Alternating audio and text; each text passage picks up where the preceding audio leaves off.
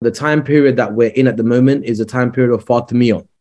And then she says, Ya Umar, ama tattaqillah azza wa jal, have you no fear of God? You're entering upon my house, you're attacking my, my home. And he refused to go. So then Umar called for fire, and then he had the fire lit, and then he basically burnt the door, and then he pushed it. And then they mentioned darbu siddiqa tahira, the striking a siddiqa tahira. So then farafa as-sayf wa huwa fi ghimdihi. So then Umar lifted his sword when it was in his scabbard, in its sheath. فَوَجَأَ بِهِ جَنْبَهَا فَصَرَخَتْ. So then he attacked her side with it, and so she screamed. فَرَفَعَ الصَّوْتِ. And then he lifted his whip. So he had a whip with him, and then he struck her arm with it. فَصَاحَتْ. And then she again does istighatha, and she says, Ya abatah, oh my father. Now, where is the proof of this? This has been documented in books. I'm very grateful to Al-Islah admins for providing us with the whole encyclopedia of Syed Seestani, and also for making this very important, crucial book available for us so that we can show it to the general public. We are Al-Islah, Syed. We're al-dalil on Al-Islah. We bring the proof. We don't just talk. We bring the proof with it.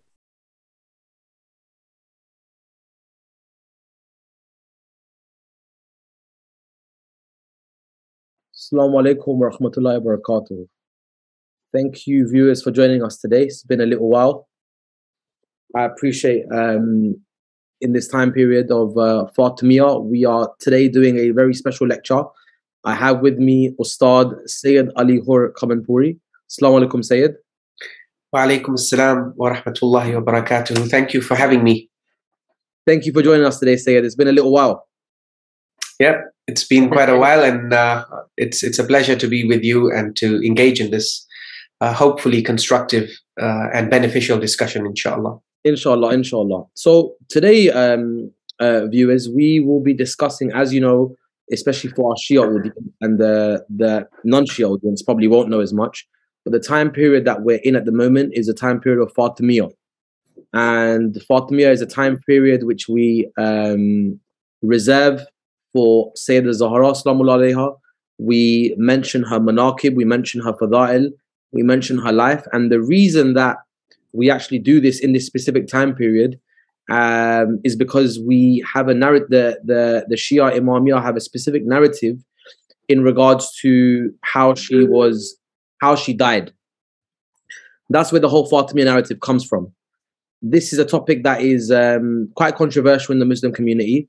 Lekin generally, it's something that the Imami community generally agree upon, and it's something that generates a lot of controversy. And if you link it back to a couple of months ago, or probably a bit longer than that, we had a film by the Yasser Habib camp where they actually done a whole film on this issue, which, there was a big kind of spark up in the UK and the world generally. But I thought that this would be a good topic to discuss, just for like education wise, in terms of our own Shia community as well as the non-Shias, where we can actually have a look into this subject and see, is this something that's authentic? Is this something that is proven? What is the research on this? Because it's naturally it's a big allegation, and the allegation goes something like, I want to say as a very mukhtasar, that Hazrat Umar and them lot and all the other companions, after the Prophet passes away, they kind of all ambush the house of Sayyidah Zahra in a forced kind of narrative to kind of to get bay'ah, to get allegiance from Imam Ali, and in the process they end up basically going inside the house and astaghfirullah, kind of hitting and beating up Sayyidah Zahra, astaghfirullah, in the process. And it's this that results in her, apart from miscarrying her future son, dying as well in the process in the future, based on this. And that's generally, it's quite a tragic and kind of a harsh account, but this is what the general Imami kind of account is that they kind of portray. Sayyid Ali Hur, generally what I'm saying at the moment, is that generally the correct kind of thing?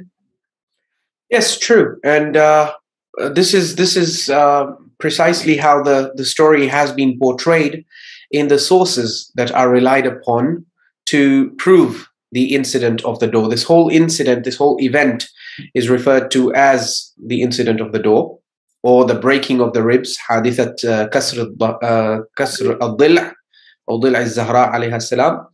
And yeah, what you described is a summary of the narrative. Okay, very good. Thanks for confirming that.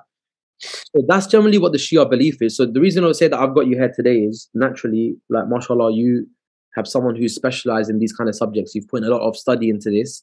And naturally, as you know, we, throughout the course of Al-Islah, we've kind of been exploring that not everything the scholars can tell you, i.e. based on their own research being naqis, they don't have enough research, or at times, even if they have the research, they're not able to go against the status quo because of fear of backlash. You know, we have a good example of Ayyatullah Syed Muhammad Hussain Fadhlullah rahmatullah alayh, who questioned this narrative. And when he questioned this narrative, he got a big backlash. And the backlash wasn't just from the awam and nas, rather, even Shia scholarship condemned him as dhal mudhil, he's a deviator, and kind of just basically said he's a deviated person, all for questioning this historical narrative. It's interesting that Syed Fadhlullah still believed in imama and all of the necessary things that make you kind of, that the current mainstream Shia Imamiyah would require you to believe to be a Shia, as in their eyes. But he questioned this historical narrative, and that was enough to kind of cancel him and write him off. So I think the danger sometimes in these issues is that you make historical events some type of usul ad-din on par with kind of these other kind of usul ad-din that we have. And if you just question that, it's like, doesn't matter what else you believe. You can believe in exactly what we believe, but if you question this, you're finished. And I think that's why it's important to actually to kind of go into this and find out what can actually be proven, what is the evidence behind this. And we hear it from the member, we hear this since we're young, and it's a big contention, Yani, you know, between us and the Sunnis. It's a massive contention, you know. Naturally, Hajj Umar is someone that they revere a lot, right? They revere him a lot. And we're obviously probably a couple of years, you know, maybe more than a couple of years ago, or around that time, when I believed this narrative myself, I was very, very anti-Hajj Umar. I was like, why would I like him? You know, why would I even say Hazrat? The only reason I'm saying Hazrat now is because I actually don't believe it anymore. But if I did believe in it, it would kind of make sense that why Shias do end up cursing him for this reason. Otherwise, you're not going to give flowers to the person that you believe killed the Prophet's daughter, are you?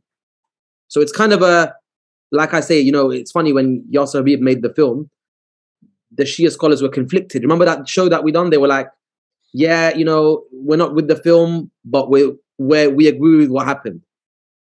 So all Yasser Habib is showing the film, what you believe. So what you're saying is, yeah, we believe in it, but just don't show it. So you can't necessarily have your cake and eat it, and it's a bit of an inconsistent reading to go on that way. So that's why I thought, you know, apart from the element of just unity, you know, unity is not that you deny your own narrative, and we're not about that here at Al-Islah. But because there's enough differences that we have with Sunnis as it is normally. What I'm trying to say is, you don't need to create a difference that actually, if it's not something that is actually established, you don't need to make and exaggerate narratives to create a wider gap when the gap's already there anyway. So I think the gap should be based on valid differences, and especially when the issue of, you know, kind of accusing someone of murder, accusing someone of killing the Prophet's daughter, alayhi salatu wasalam, yani, it's a massive claim, and it's a claim that requires investigation. And I think it's one of those issues where Shia scholars will either, based on their research, is lacking, or when they do know the truth, they can't say it because we know what happened with Syed Fadhlullah. And just a little slight point here, it also shows you the priorities of the scholars, that they're willing to condemn and call someone dhal mudil over believing and denying this incident, but yet they're willing to, for Shia scholars that have existed, now of course, just a disclaimer, Shia scholars generally today, in today's time, don't hold the view that the Quran has any temperation. They don't hold that view. Shia scholars generally they do bara' from that belief, and they don't believe in it. Like the Shia scholars that have in the past believed in that, do we also call them dhal mudil? Do we also cancel them? Do we say they're forget about kafir, because that's long term. Like, we're not even Do we even say this? Do we even dissociate and say we are free from these scholars? They have nothing to do with us. So, just to name on top of my head, I think you've presented it in your lectures before about Allama Majlisi, who are Shia. You have mentioned it before, right? In your class. Good. So I wanted to give an example where you've mentioned already. Right. We've mentioned Allama Muhammad Baqir al-Majlisi. We've mentioned Sayyid Ni'matullah al-Jazairi. We've mentioned al-Muhaddith al-Nuri. All of these are top-level Akhbari Shia scholars who are big proponents of Tahrif al-Quran, that the Quran has been corrupted and it's not preserved in the form in which it was revealed. So these scholars that have said that, what you'll notice is have Shia scholars from, we grew up with Bihar, right? So go to any majalis today, Bihar, but the title that we give him is Sheikh al-Islam. Yeah. I don't hear no one saying Zal Mudil for Majlisi. Yeah, they don't call him a deviant or a deviated deviant. But Syed Fadhlullah, who believes the Quran is complete, has no issue, astaghfirullah, with this. We're Muslim, we believe in the Quran. That's our iman, that Allah revealed this is preserved, which is the current state of Shia scholarship, alhamdulillah, today anyway. But Syed Fadhlullah, there's no color. But for Syed Fadhlullah, it's like, yeah, you're deviated because you reject this issue, or you do shak. On one lecture, shak. It's important to clarify that Ayatollah Sayyid Muhammad Syed Fadhlullah never made it to the point of rejecting this incident. He never officially rejected it or denied it. You could argue internally he might have known the truth about it, but he could never express that truth. The furthest he came was to the point of saying, Ana ushakkik, I have certain doubts, certain reservations about this incident. There are certain things that don't make sense about it to me. And the central fundamental question that he asked was, how could Imam Ali alayhi salam, an imam as brave and as courageous and intrepid and someone who was so noble like Imam Ali alayhi salam, how could he allow this to happen? And how could he watch or basically expose Sayyidah Fatima salamullahi alayha to such harm being inflicted on her and do nothing about it? And so that was his main question. And just for asking a question that is aimed at defending Imam Ali's character, he was labeled a deviator. And that was by the ulama of the time. That wasn't by just Awam al-Nas or Zakirin. That was by high level maraja and mujtahideen, like for example Ayatullah Sheikh Wahid al-Khurasani, who basically declared war on him because of this. Was it Sheikh Jawad Tabrizi as well? Al-Mirza al-Jawad al-Tabrizi, yes, definitely. Sayyid Fadhlullah used to, in a lighter way, say that I'm going to complain about the Shaykhain. And by the Shaykhain, he refers to Sheikh Wahid al-Khurasani and Sheikh Al-Mirza Jawad al-Tabrizi. He says, I'm going to complain about these two Shaykhain to my grandmother, Sayyidah Zahra salamullahi alayha, on the day of judgment. Yeah, because of the false accusations and basically the character assassination that they unleashed against me just for asking a simple question about a historical incident that has got nothing to do with aqidah or daruriyat of deen or daruriyat of madhab. These are historical accounts which are extremely shaky, even if you consider your own books. You see, what's interesting is that they will, like when he was saying about, I complain about the Shaykhain and about what they've done on this issue, what you'll notice is that the awam that have the same mindset, that are like anti if you kind of express doubt on this issue and they become very passionate and emotional, what you'll notice is that it's very common that it always comes from the scholars on top, because the scholars feed it down. So if the high level scholars have this behavior, do you blame the lay Shia when he gets emotional? If I today say I don't believe in it, and the lay Shia goes, "You're Dhal Mudil," I say, bro, what kind of mabna is that I'm Dhal Mudil? Majlisi believes in Tahrif al-Quran. He's Sheikh al-Islam. I'm just denying the incident of the door. He's like, "You're Dhal Mudil." Well, this is kind of the manhaj of our scholars. So when the manhaj of your scholars is this way, the trajectory on the awam is going to be the same. So now that I've kind of highlighted a little bit on a couple of these issues, Syed, I've kind of mentioned our narrative. I mentioned why this narrative actually, what kind of facade this narrative causes. remember, like I say, disclaimer. Oh, by the way, just one more thing. Syed Fadhlullah, rahmatullah alayhi, in fact, some of his later, I'm not sure if it was one of his later books, or I think it must be his later book. I think he's got a book on Sayyidah Zahra called Fatema or something like that. In that book, he actually mentions and tries to clarify that no, I didn't try and reject the incident. I wasn't rejecting it. So we're aware of all these sources. My point is, even with him saying all that, he still got cancelled. Exactly. And not for rejecting it, but simply asking critical questions about it. Having some sort of doubt. Since when is a mujtahid and marji' taqleed not allowed to ask questions about, or critical questions about historical incidents? I mean, the whole purpose and point of ijtihad and scholarship is that you critically engage with historical narratives. Historical narratives are not supposed to be treated like they're Quran or like they're gospel. They are historical accounts which are riddled with all the same problems that all other historical accounts are plagued with. And so they need to be evaluated and they need to be analyzed. There's a good point, and I'll move on from this as my last point. And if you want to be very consistent and say, you as marja need to hold the exact same position as our Qudama held, you shouldn't be changing, then you should be consistent in that. Our Qudama believed in many things that we don't believe today. So how come you're only picking out on Sayyidah Zahra Shahada that he's choosing to deviate from? Example, our Qudama, did our Qudama believed in Wilayat Taqweem? No, they condemned it. There was no Wilayat Taqweem, Tafweez, they condemned it. Today, scholars are like, most of them believe it, and some of them even say it's Dhuriyat Madhab. So my point is, why don't you then turn on them and say, oh, why are you deviating from our original scholarship? Why is it only on this Sayyidah Zahra issue? So you're actually picking and choosing where you want to deviate. Otherwise, if you were consistent, Shahadat Thalitha in the third testimony in Adhan was bid'ah in our Qudama. Today it's mustahab, some scholars say wajib. So hold on, how come you're not holding the same mabna saying, why are you changing? If it's Qudama's your mizan, then stick with it then. Or just say it's free for all, it's research, no problem. Then we have a reason to if it's free for all and you can research, then you shouldn't have no issue if someone rejects the incident. So matlab, it's inconsistent standards. Exactly. And I would like to add though that there are some scholars who have tried to reform this area and they've tried to raise awareness about this. For example, here is a website that's run by some Shia scholars. And the scholar is asked a question about Syed Seestani's opinion about, for example, Kitaab Sulaym bin Qais al-Hilali.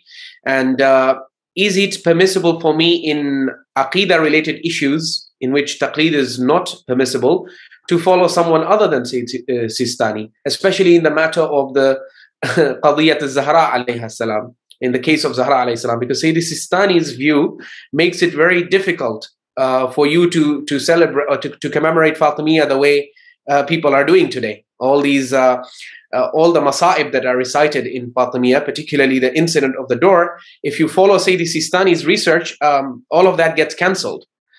And so the scholar can, which inshallah we're going to present and show why. Yeah, so I'm just giving you a quick glimpse into what this scholar says.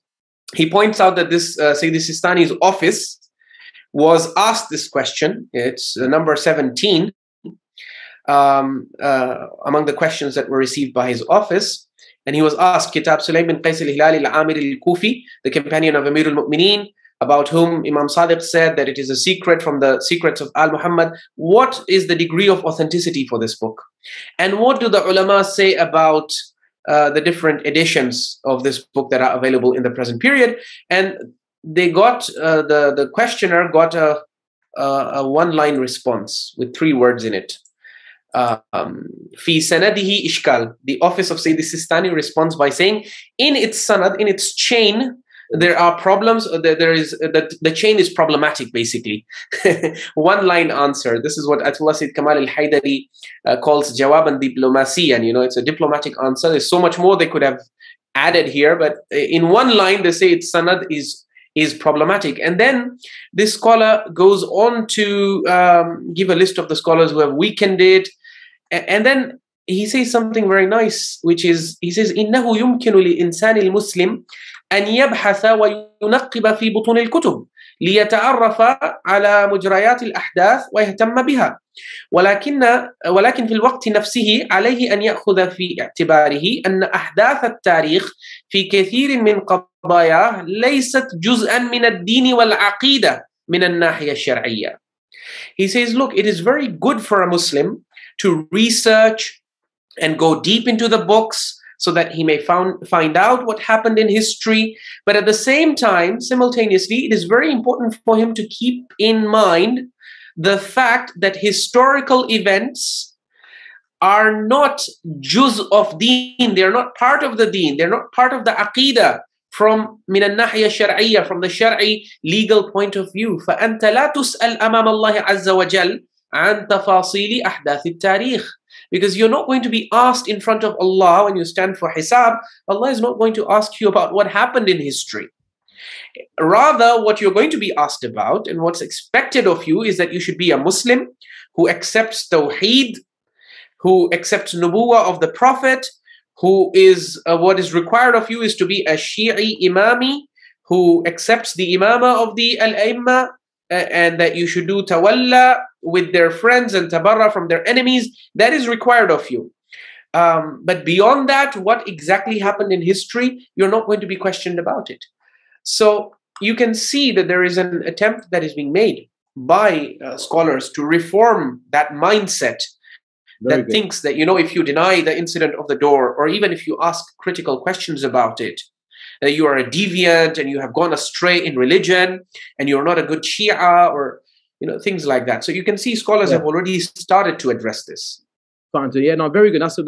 He slipped in imama there, but that's for another day. He slipped in imama there, but we'll leave that one for now. Well, he's a traditional 12er, which is fair. Yeah, it's a step in the right direction. Right. He's saying, and I wish more of the Ahlul Mimbar and the scholars and speakers who sit on the Mimbar could impress this upon the public, that look, these events, these incidents, there are differences, there is divergence and variance of opinion even among our scholarship. There's scholars who are critical of this narrative. There's scholars who deny it. There's scholars who accept it. But the thing is, how can say?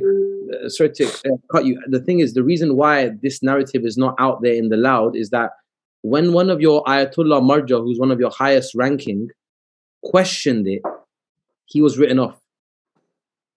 So when your Ayatollah can get written off, then Sayyid Ali Hur and Raza Rizvi can get written off as well. They stand no chance. When Ayatollah Fadhlullah can get written off, then us lot sitting at home can get written off as well, right? Absolutely. And the point of this scholar who is he's trying. They're trying it. Right. He's saying, look, even Syed Seestani is saying that the sanad of the book from which you're getting this narrative. He's saying it in a very diplomatic and soft manner. I don't know if you've watched my lecture on why Maraji are silent. I've talked about how difficult it's for them. How could I not watch that lecture, Syed? How could I miss that lecture? Come on, man. Right. So I've tried to shed light in that lecture on how difficult it is for Maraji to come out in the open and to reform these things in a vigorous and very open manner. But you can see dabe alfazo mein, as they say, you know, in a very subtle manner.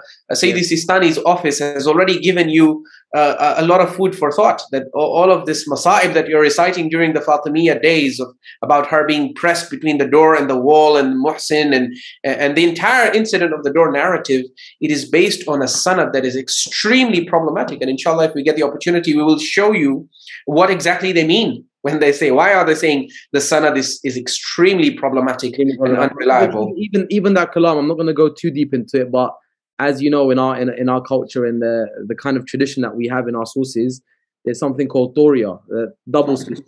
So that can mean a lot of things, but I'll leave that there. As in that statement of Seestani can be, it depends which questioner, which Sa'il asks him from which angle he'll.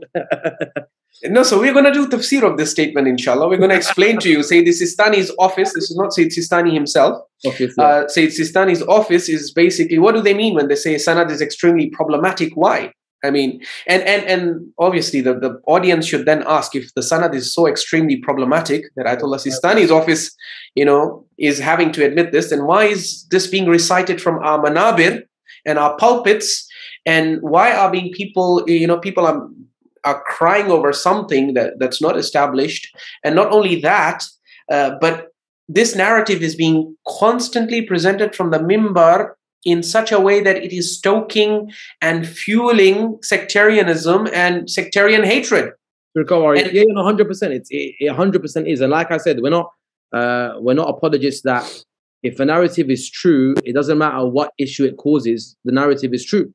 So if this, God forbid, happened and someone said, well, you're disrespecting my figure, we would say it doesn't matter, it happened.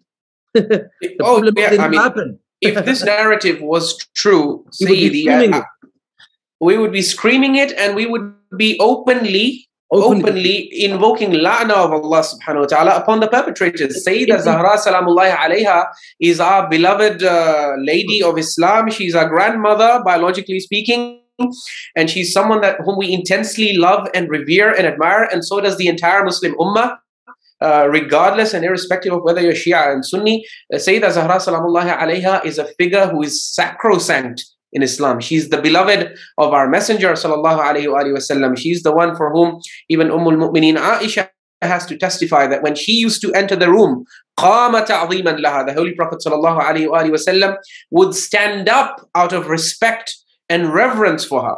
So if anything happened against her, or if there was any assault on her house, and if this were to be proven with authentic narrations, and I'm not saying qat'i, even if there was zan mu'tabar, even if there was compelling circumstantial evidence, we would have no hesitation in perpetually invoking the la'na of Allah subhanahu wa ta'ala on all the perpetrators and anyone who acquiesced in such a humongous and unconscionable crime. But the reality is, as you will see, inshallah, when you get into exploring and examining this narrative, you discover facts that really blow your mind. So let's blow everyone's mind then. Let's get ready. let's do it. So, we've covered all of that now. I've given a muqaddimah to the viewers. Let's get into the sources now of this incident. One of the earliest sources for this incident, as you know, as perpetuated, as it's claimed, one of the most early, it is the earliest source, is Kitaab Sulaym.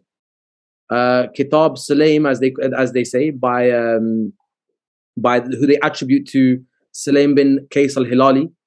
They say that he was they say that he was a companion of Imam Ali, who wrote this book, and it was then transmitted in secret. And this is one of basically the earliest source of this in our Imami tradition.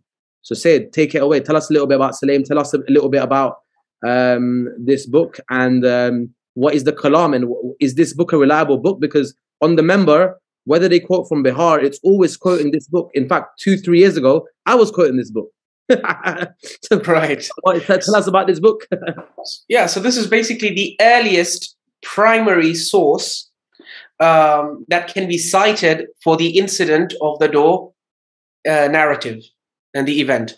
There is nothing earlier than this that you can point to, because Sulaym bin Qais al-Hilali is alleged to be a companion of Amir al-Mu'mineen Ali bin Abi Talib alayhi salatu wasalam, and so therefore if this book was really written by him, then this is a contemporary account. It's an account that's written by someone who would have met Imam Ali alayhi salam and other companions, and so he himself would not be an eyewitness to the incident of the door, but he would have met people who were potential eyewitnesses, right?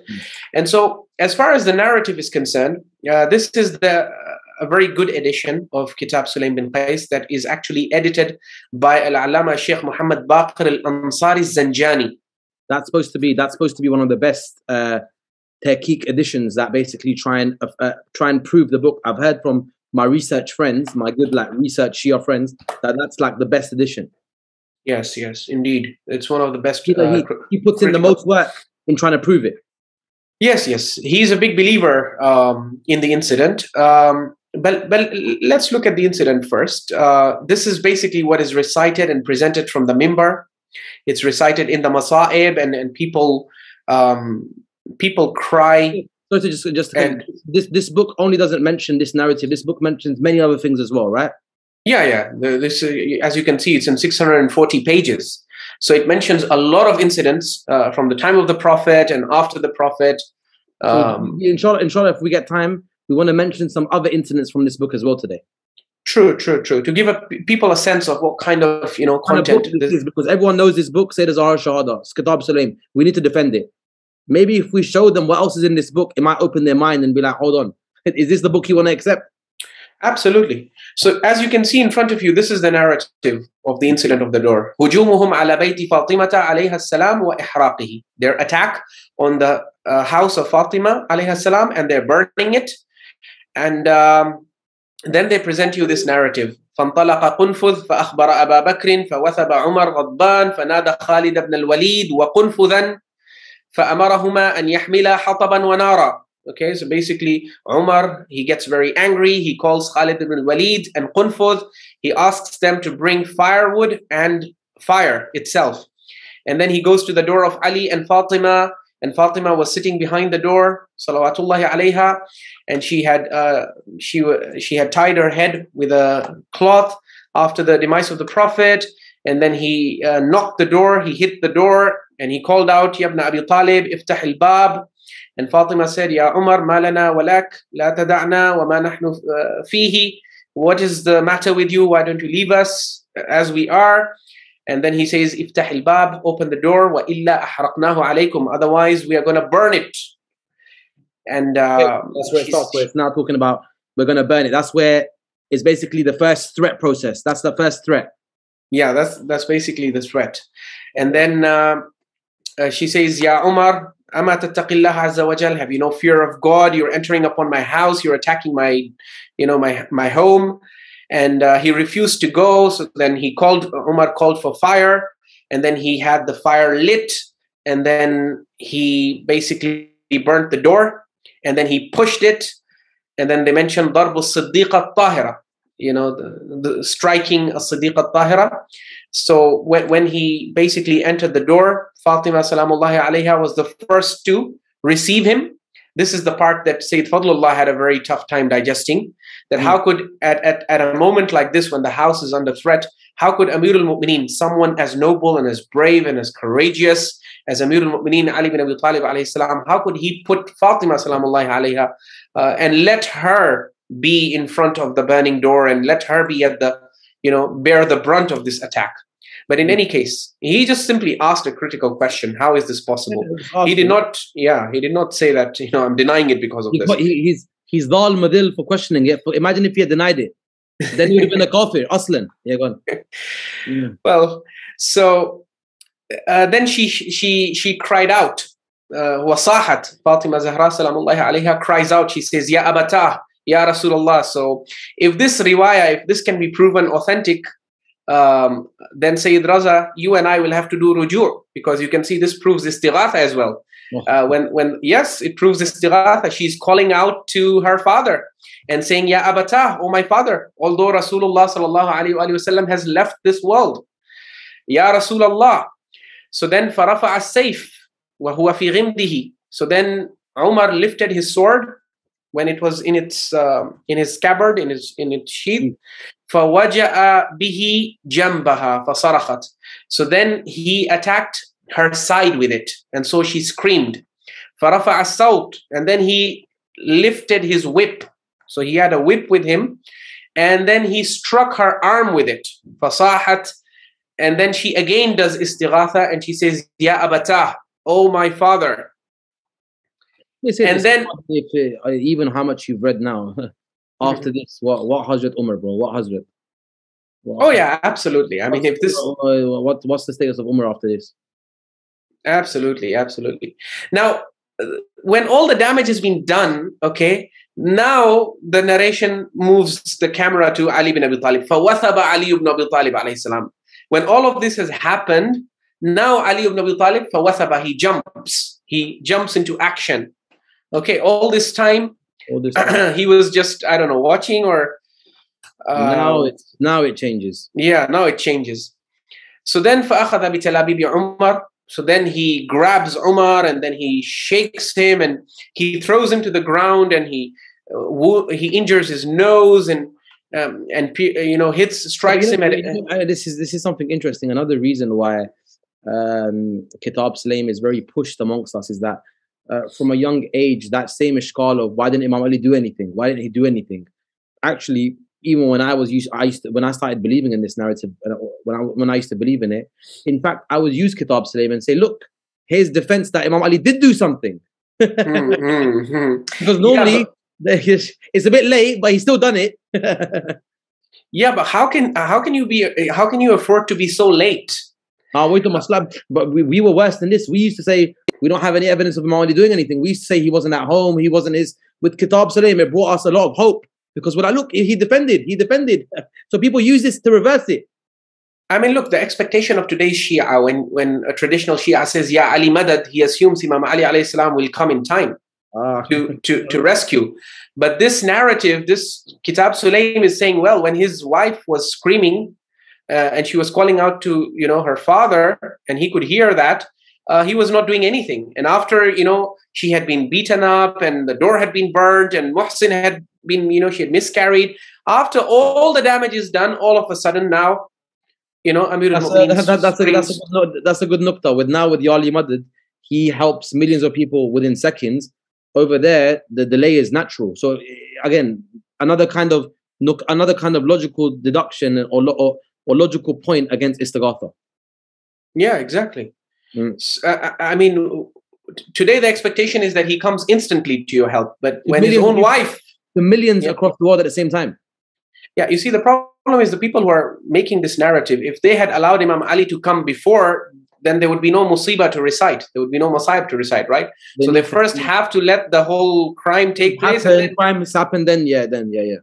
Yeah, so like in a movie, you can't allow the hero to kill the villain before. Police come right at the end, right? Exactly, yeah. I get it. So yeah, basically, for those who want an English translation, you can go to hubbeali.com. That's an Akhbari website where they have given you a translation of Kitaab Sulaym. And so you can find an English account of it if you want to read it.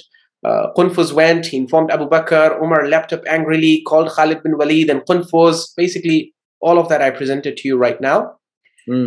He came up, he banged the door, called out, O son of Abu Talib, opened the door. And to be fair, Syed, I think anyone who's watched the Lady of Heaven film, they've showed all of this anyway. To be honest, I haven't seen it fully, but I'm saying I've seen scenes of it. They've shown all of this anyway, right? Yeah, they would have showed it in graphic detail.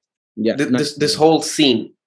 This is what the film's about. This was the main kind of, Yeah, and so Fatima came in front and shouted, O father, O Rasulullah. He raised the sword and it was in his sheath and he lashed out with it on her side. She screamed. So he raised the whip and struck her arm with it. She shouted out loud, O father. And then Ali bin Abi Talib leapt up. That's when he grabbed the collar of Umar, shook him and went on to twist his nose and throttled him, having resolved to kill him. So he remembered the words of Rasulullah sallallahu alaihi wasallam and what he had bequeathed to him from the observance of patience and obedience. So basically, this is the wasiyah that they claim Rasulullah had told Imam Ali, that when my daughter is attacked, you shouldn't do anything, basically. You shouldn't kill them. And then he said, by the one who honored Muhammad, by the prophethood, O son of Sahak, had not the book of Allah been in front of me, you know that you would not have entered my house. So somehow, the decree of God is what prevented him from stopping Umar from entering the house. And then they talk about how they wanted to kill Zahra alayhi salam with the sword. So Umar yelled out for help.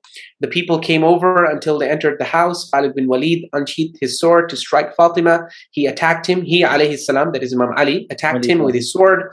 So he pleaded Ali for mercy and he refrained. And then basically the exit of Amir al-Mu'mineen from the house, Al-Miqdad, Salman, Abu Dhar, Ammar, Buraidah, all of these people, apparently they were also, they couldn't come in time. So it's inside the same book about the forced bay'ah. Yeah. Basically, the whole forced bay'ah narrative. Then they gram it. Yeah, look, the manner of likani. Go down. What was that? The manner of or was it up? Sorry, the manner of allegiance under compulsion. Hang on, the manner of Yeah. This one, the manner of allegiance under compulsion. And then they grab Imam Ali and they force him to give bay'ah, basically. Yeah, basically, that's the narrative that you see over here. Okay. So this is The general narrative. Okay, no, as in the general narrative. even though Shias generally know it, it's kind of good for them to know this is the kind of source, Kitaab Sulaym and stuff, and obviously that's been now actually, mashallah, they made a film out of it as well. So if you want the video version, that's available as well now. It's not only in book. It's not only in book form anymore. It's in video form as well now. Yeah, you can check it out. You can check it out. So you can spend millions on a video form. Let's see if you can provide sanad for it. So Sahih Sanad for it is the real problematic part. As you can see, the office of Syed Seestani has already announced that if you're looking for a Sahih Sanad for it, or if you claim to have a Sahih Sanad for it, then you clearly have something that Syed Seestani himself doesn't have. I think they would be very grateful to you if you were to provide them with the Sahih Sanad, because it does not exist. What does exist in the sources, and what is generally used to prove the reliability of this whole narrative, is statements from akhbari scholars, or scholars whose methodology was akhbari, in the sense that they believed in blind and uncritical reliance on anything and everything that's attributed to the Ahlul Bayt in our sources. So there was this group of scholars, even in the past, and especially in the Safavid period of akhbari dominance. This was the mainstream Shia position, that anything that's attributed to the Ahlul Bayt in the books shouldn't be questioned or challenged. Even if you don't understand it, don't reject it. That was the whole akhbari ideology. And that influence and mindset still exists in the minds of the Shia today. Unfortunately, despite the Usuli reform. The Usuli reform... Using Usuli parlay to do the same thing. Exactly. No, this is these are the residues of akhbarism within Usulism. So Usuli Shia are still heavily influenced by the hangover. They still haven't recovered from the hangover of the Safavid akhbari era. Even though the Usuli reform is trying to do its best to counter the negative influences of the akhbari mentality and the akhbari mindset on today's Shia, but a lot of work still remains to be done. Yes. In this regard, definitely.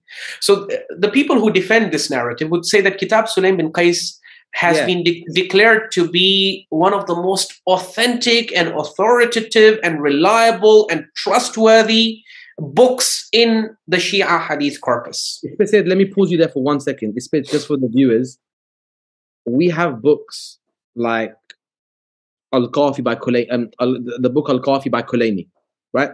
That's a book that Kulayni wrote. What's the difference between those kind of books and a book of Kitaab Sulaym? One book we know someone wrote, and we've got the book today, we know Kulayni wrote it, it's his book. Then we check the chains in the book, and we have authentication. Correct me if I'm wrong. With Kitaab Sulaym, it's not like that. It's a whole it's a whole different system. A book has been done knuckle of, and you don't check each chain in the book because the book is the chain. Could you explain that element? Because this is very important for the viewers. Right. So, for example, a book like Al-Kafi, after it was written, it was received by multiple narrators who took it from Sheikh Al-Kulayni, and so it became textually stable pretty fast. Whereas the whole basis of Kitaab Sulaym is secret transmission. It's a book that's secret. Yeah, it's a book that Sulaym bin Qais al-Hilali wrote and then secretly handed on to the next narrator, and so it's a single chain, and no one else knows about it. The claim is that no one else knows about it other than the one who received it, and who received it from Kitaab Sulaym. So that we will come to that when we look at the chain. But for now, let's look at the book itself. Okay, good. If you come to our sources, as I mentioned, is that those who want to authenticate Kitaab Sulaym bin Qais al-Hilali, what they will cite is the statement of a list of akhbari scholars who don't aslan believe in any kind of rigorous critical engagement or rijali analysis of the chains of transmission for these kinds of books. So they will say, well, look, An-Nu'mani, for example, has authenticated Kitaab Sulaym bin Qais. Right? They will talk about akhbari Safavid scholars like Al-Allama Muhammad Baqir al-Majlisi, or even his father, Al-Allama Muhammad Taqi al-Majlisi, both the Majlisis are big fans of Kitaab Sulaym bin Qais, and they will say that it's authentic and it's accepted by the Shia and it's accepted by the Sunnis and this and that, when in reality, forget about Sunnis, it's not even accepted fully by Shias. They will also cite, for example, Al-Muhaddith al-Nuri, or for example, Sheikh Muhammad ibn Hassan al-Hur al-Amili. These are all Akhbari scholars who regarded Kitaab Sulaym bin Qais as authentic because its contents match their kind of imamology and their kind of ghulu-based understanding of things. So, but for today's usuli Shi'as, these scholarly authentications should not mean anything, because these are the very same scholars who then also authenticate Tahrif al-Quran. You know, the hadith in Al-Kafi that the original Quran had 17,000 verses. Yeah, these Akhbari scholars also authenticate that. So the scholars who are authenticating a hadith about tahrif, what's the value of their authentication? You can clearly see that these are scholars whose methodology is a kind of blind reliance on whatever has been transmitted in the Shia hadith corpus and whatever has been attributed to the Imams of Ahlul Bayt alayhimus salam. But within the Shia tradition, when you look at scholars who had what we call al-his al-rijali al-mutatawwir or al-murhif, you know, they had a greater sense of rijali discernment. They were more critical in ilm al-rijal. If you come to these kinds of scholars, you will see that they have been very upfront about their view about this book, Kitaab Sulaym bin Qais.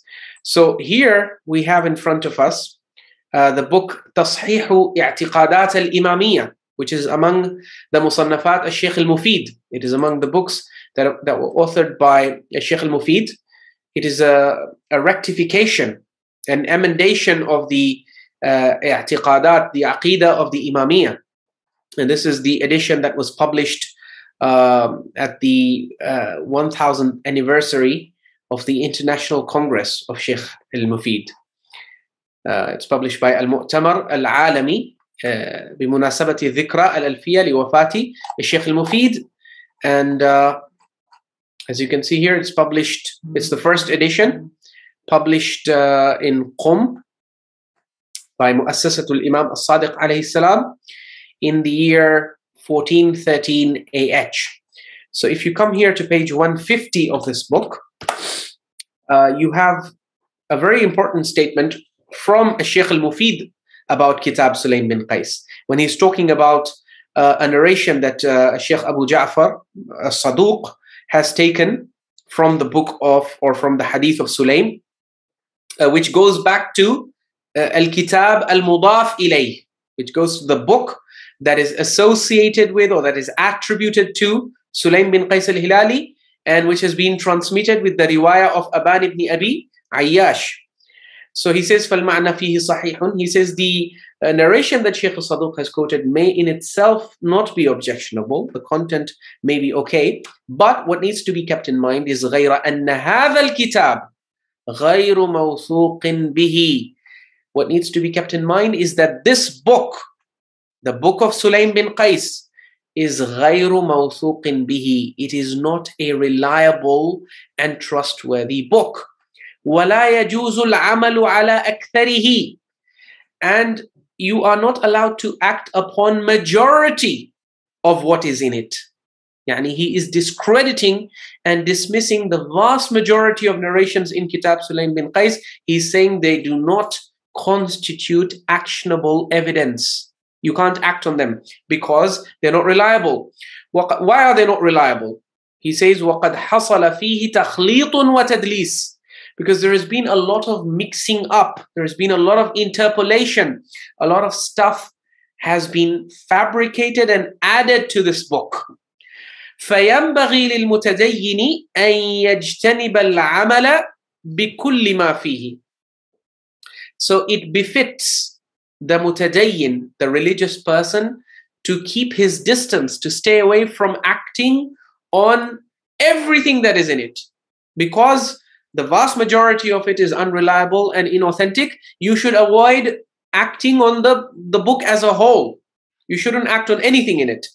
Because as a lay person, you wouldn't know, which part is reliable and which part isn't. And he says, وَلَا يُعَوَّلُ عَلَى جُمْلَتِهِ. And so it should not be relied upon. You can't base anything on it. وَالتَّقْلِيدِ لِرُوَاتِهِ. You cannot do taqleed of its narrators, the narrators who appear in Kitaab Sulaym bin Qais. You can't just accept their claims at face value without investigating. And so he ends by saying, وَلْيَفْزَعْ إِلَى الْعُلَمَاءِ فِي مَا تَضَمَّنَهُ مِنَ الْأَحَادِيثِ. So what a layperson should do is refer back to the scholars concerning the ahadith that are found in Kitab bin Sulaym. لِيُوقِفُوهُ عَلَى الصَّحِيحِ مِنْهَا وَالْفَاسِدِ وَاللَّهُ الْمُوَفِّقُ لِلصَّوَابِ. A person should consult the scholars to find out which hadith in Kitab Sulaym is sahih, because there might be a few narrations in it, a minority of narrations which may be authentic in it. But there's also al-fasid, there's also corrupt and fabricated narrations in it. And so only a scholar well-versed in Rijal would be able to help you out with this. So in any case, as you can see, Sheikh Al Mufeed is being very upfront about how Kitab Sulaym bin Qais in itself as a whole, it is highly unreliable and untrustworthy. It does not constitute actionable evidence. And so therefore, narrations in it, whether it be the incident of the door or any other incident, you can't, just because it exists in Kitab Sulaym bin Qais al-Hilali, and just because certain akhbari scholars have tried to argue that, oh no, this book is so authentic and so super reliable and all of that, Sheikh Al Mufeed is saying, no, actually, that's not the case. So Sheikh Al Mufeed is a respected scholar. He died in 413 AH. And as you can see, he is discrediting Kitab Sulaym bin Qais. And he's saying that it is unreliable. And there might be few narrations in it whose content may be authenticated because qarina exists outside. Yani there are other authentic texts in other authentic books that may confirm it. But on its own, Kitab Sulaym bin Qais. Yeah, so I would finish that on its own, bidat, basically by what I'm understanding by your kalam there, Syed, sorry I cut you towards the end, is that no problems. If you're going to use Kitab Sulaym, make sure that you've got evidence as qara'in from outside it. Don't use that as the evidence in of itself. So example, you've got a narration that's Seestani in outside sources, that the matan checks out, it's in line with the established sunnah, it's in line with the Quran, and the same narration comes in Kitab Sulaym, no problem, we'll take it.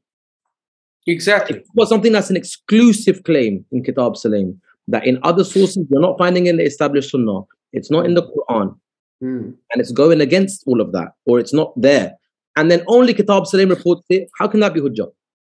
Right. And Sayyid Zahra's martyrdom is in that category. That it's not from the established sunnah, it's not naturally a Quranic narrative, naturally. It's not from the established sunnah, it's not something that's been reported by the mainstream transmission. It's actually a individual transmission of the Imamiyyah, because no other sect actually holds this belief. So now you need to be even more vigilant. Right. And even within the Imamiyyah, it is the transmission of Kitab Sulaym bin Qais is something that has been heavily and massively discredited. So I think the next book that we can go to is Rijal ibn al-Ghadairi. That's it. This book is extremely clear. Rijal Ghadairi is one of our famous works of Rijal from the scholars of our Qudama, right? So it's one of our greatest scholars of Rijal. Right. Al-Allama Ahmad ibn al-Husayn ibn Ubaidillah ibn al-Ghadairi is a classical Shi'i 12-verse scholar of Ilm al-Rijal, from among the most formidable experts and authorities in the field of Ilm al-Rijal. And what you see on the screen is his book, Al-Rijal Ibn al-Ghadairi. This has been edited by Sayyid Muhammad Ridha al-Hussein al-Jalali, who himself is an authority in Ilm al-Rijal, one of the distinguished scholars of Ilm al-Rijal in the modern period. And so now, just to say, we've actually got this, has been translated as well now, Rijal Ghadairi. It's actually on the, mashallah, some Shia researchers have put up a website of taqi. Yes.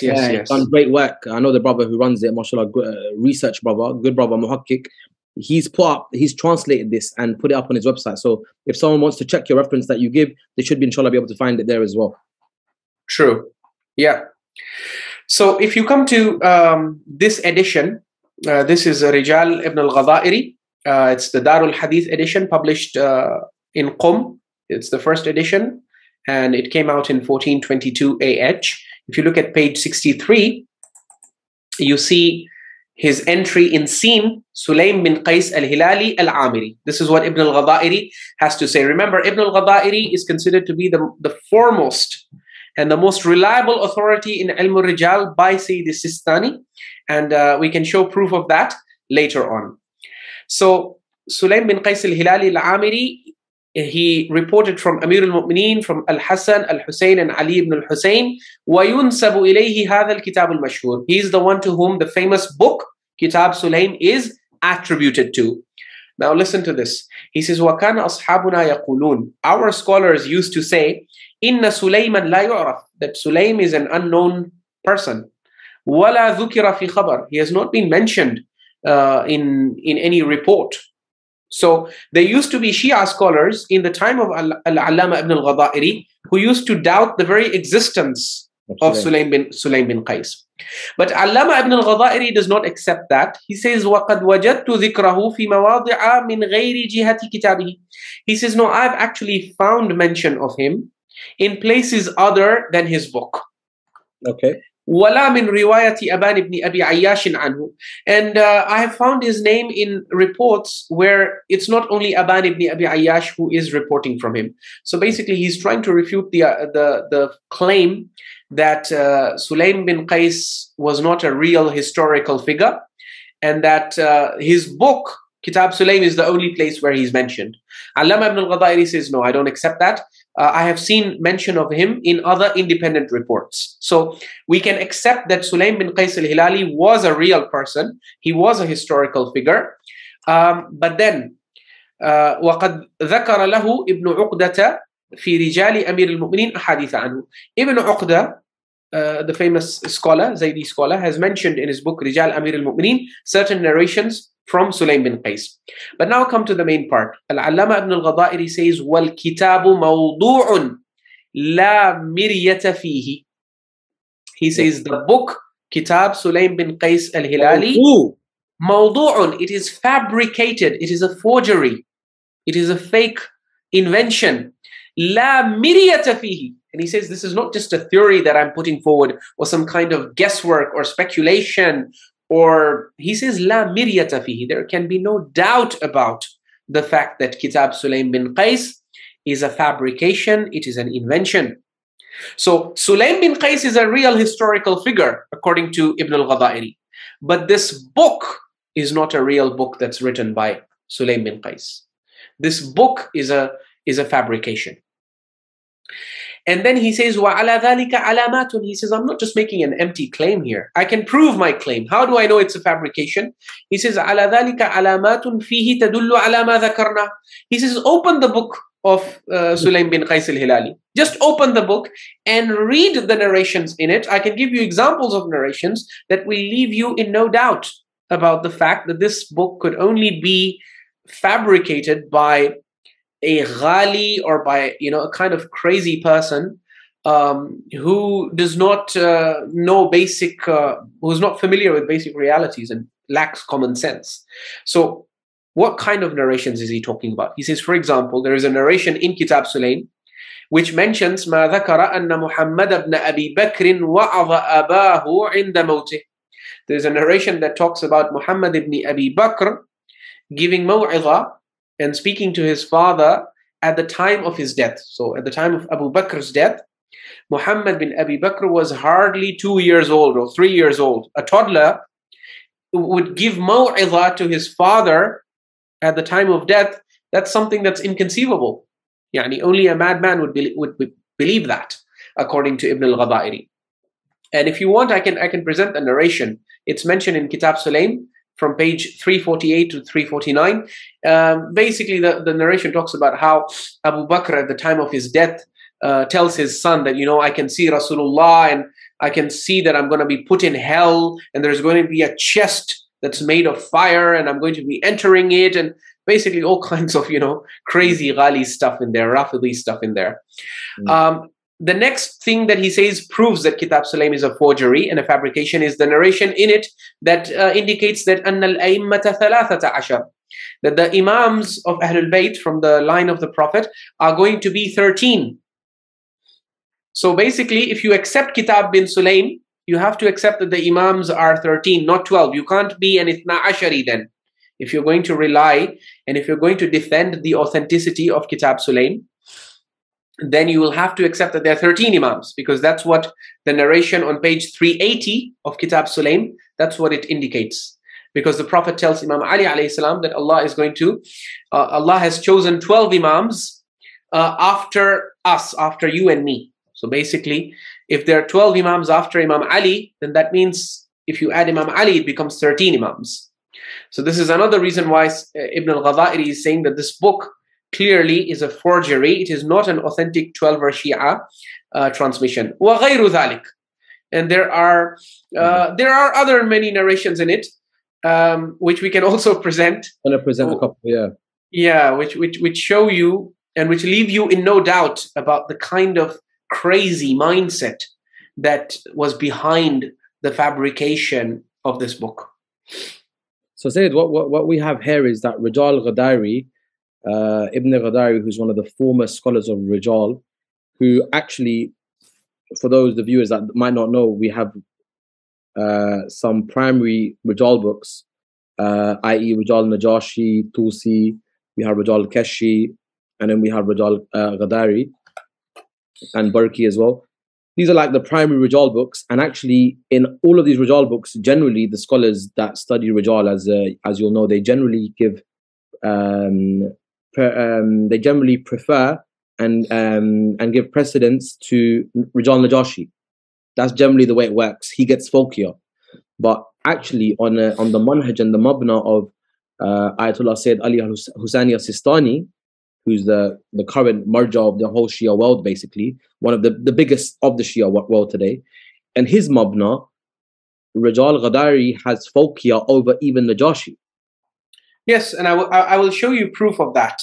I will because this is something that a lot of people don't know. I've seen even many of the scholars are not familiar with this basic point. I was looking at some papers on Ziyarat Ashura by some scholars associated with the Federation, and they were talking about how Kitab Ibn al-Ghadairi is, Rijal Ibn al-Ghadairi is not authentic because Sayyid al-Khuy could not find evidence of its authenticity.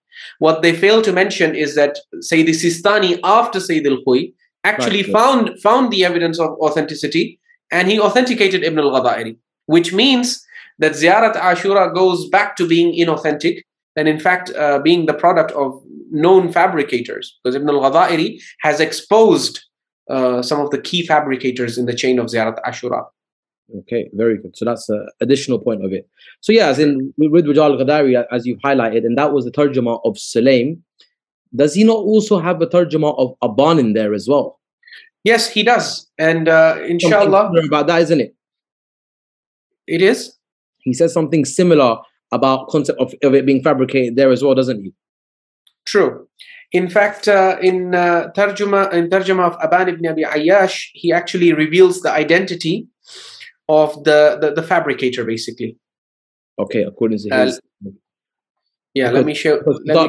Because for those who don't know, Kitaab Sulaym has been transmitted from Aban. He is the only sole transmitter from the top, right? Yes, he's the primary transmitter. This is his name, Aban ibn Abi Ayyash. Yes. So this is also Rijal ibn al-Ghadairi. It's page 36 of the same edition, the Qum edition that I was quoting from. And it's the very first entry. The very first entry of Rijal ibn al-Ghadairi is Aban ibn Abi Ayyash. Yeah. And his name was Abi Ayyash Fayruz. Yeah. He was a tabi'i. He reported from Anas ibn Malik and also from Ali ibn al-Husayn alayhi salam. And as a narrator, he is da'if. Ibn al-Ghadairi says he's weak. La yultafatu ilayh. He says no attention should be paid to him or to anything that he transmits. Okay. And then he says وَيَنْسِبُ أَصْحَابُنَا وَضْعَ كِتَابْ سُلَيْم بِنْ قَيْسِ إِلَيْهِ. He says our scholars attribute the fabrication and invention of Kitaab Sulaym bin Qais to him. Yani, according to our scholars, it was Aban ibn Abi Ayyash who fabricated this book and then falsely attributed it to Sulaym ibn Qais al-Hilali. In other words, Sulaym ibn Qais al-Hilali, that companion of Amir al-Mu'mineen, never knew this book. He had nothing to do with it. And it was this particular narrator, Aban ibn Abi Ayyash, this weak narrator, who invented it and then attributed it falsely to Sulaym ibn Qais al-Hilali. And obviously, this is the research of Rijal Ghadairi and stuff. If you go deeper, where I don't know if you're going to mention later about Behbudi and stuff, the research actually gets even more advanced. Where it's actually like the research gets more advanced, as in, okay, Rijal Ghadairi mentions this, but there's other theories about actually who potentially could have fabricated Rijal Kitaab Sulaym as well, that go even beyond Aban Abi Ayyash. Am I correct? True.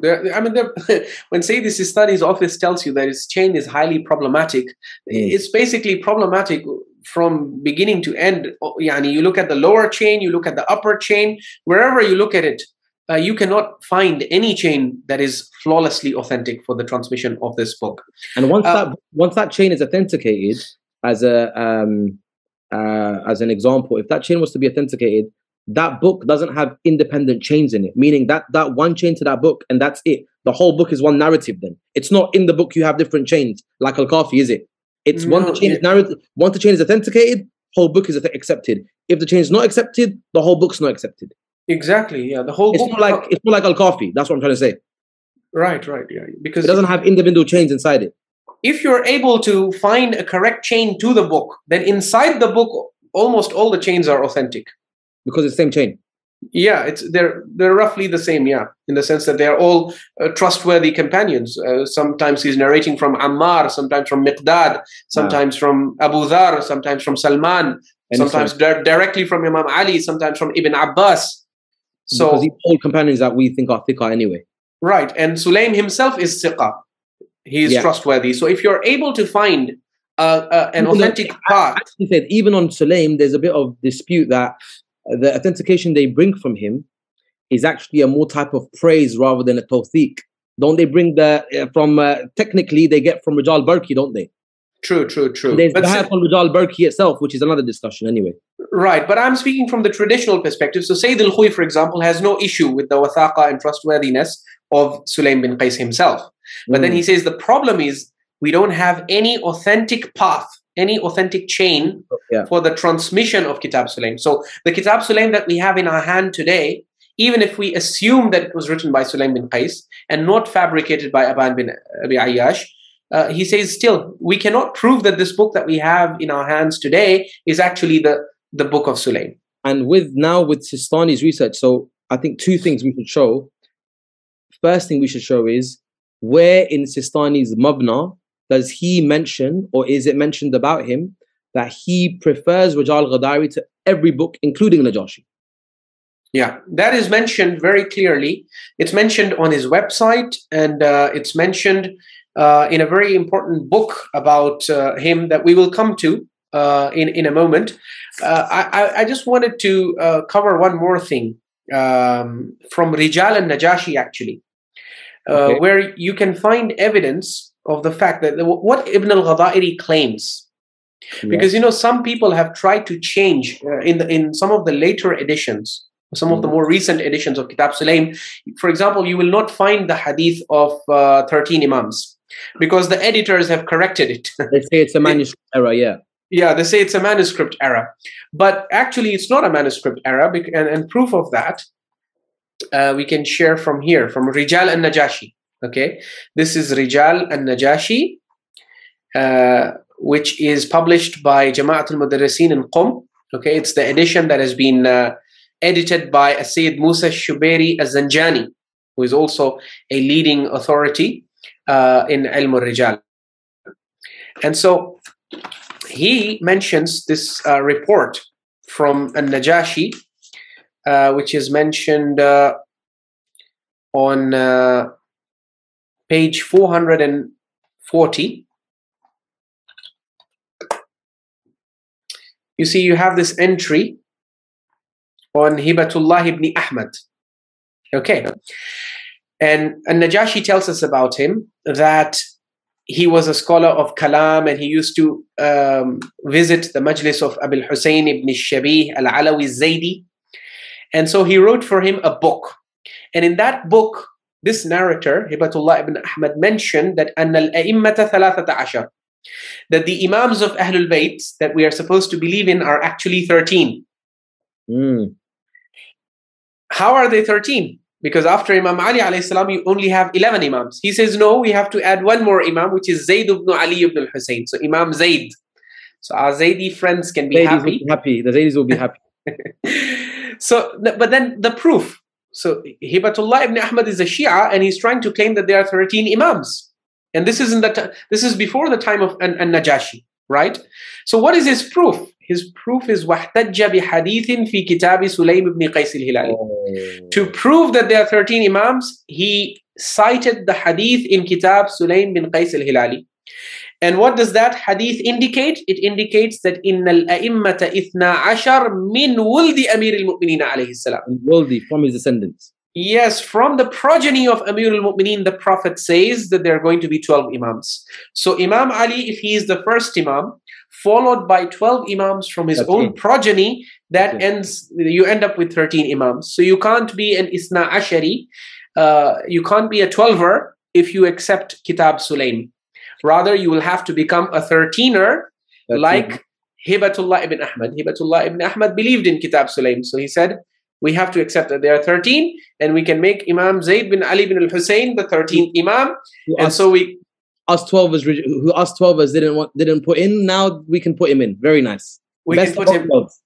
Yeah, so those traditional people who are hell-bent on proving the authenticity of Kitaab Sulaym or quoting from it, we will have to, you see, sometimes, reformists are accused of cherry-picking and selectively quoting and picking and choosing. Well, the traditional side is also picking and choosing, because when Ayyam Fatimiyyah comes, you're opening Kitaab Sulaym and you're presenting the narrative of the incident of the door. So you're picking that narrative, but there is so much more in Kitaab Sulaym. The Kitaab Sulaym also promotes the narrative that there are actually 13 Imams. So how come you're leaving that out? So traditional side is also picking and choosing. So you've shown this from Rijal Najjashi. Rijal Najjashi has confirmed what Ghadairi was saying. Exactly. He said 13. You've got the proof now from Najjashi. We got the proof from Najjashi, and we also got the actual narration in what survived of Kitaab Sulaym. So the narration about 13 Imams is actually there. You can open it. Open Kitab. It says that's just a manuscript error. Clearly not, because in Najjashi and Ghadairi's time, they are both saying 13 Imams, even then. Yeah, I mean, what kind of manuscript error is it that in every manuscript it keeps coming like that up till now, and we figure out in 2022 when we're debating that it's a manuscript error. Yeah, I mean, it's there in ibnul Ghadairi's manuscript, it's there in Najjashi's manuscript, it's there in today's published editions, it's there everywhere, except in some of the recent editions where they've tried to remove it. But it's there everywhere. So maybe we should show now, Syed, whether you want to go to Seestani or whether you want to show one more narration or two more narrations from Kitaab Sulaym first, whichever order you want to do it to, I'll leave it with your discretion. What other things are actually in Kitaab Sulaym? Right. So that brings us to a rather... because people use Kitaab Sulaym, say the Zahra Shahada, say it's like, okay, I know you really want to prove this belief. I know we grew up on it. I get it. But if you want to be researchers and people that are sincere to truth, you don't believe in something and then prove it. I think we need to educate people on this issue. This applies to all sects, by the way, even though I want to keep with my Shia brothers and sisters. When I say this, I'm addressing you because we're Shia, but every sect does this. It's not something that's unique to you. What people do is they believe in something first, and then they look for the evidence to defend it. We need to come out of that mindset, but rather we need to look at the evidence and then make a belief. What we do is we believe in something first, and then we say, now we have to defend it at all costs. And this is what I believe with all sincerity, meaning I'm speaking with all sincerity, I believe is that a lot of Shias are doing on this issue, that you're wanting to believe in this narrative and you're saying, we will defend Kitaab Sulaym no matter what. Well, let us show you what Kitaab Sulaym says and what the book's about. And then I think anyone sincere will say, yeah, maybe I need to rethink this, because this book has such stuff that will literally make you cringe, and you will say, I cannot accept this.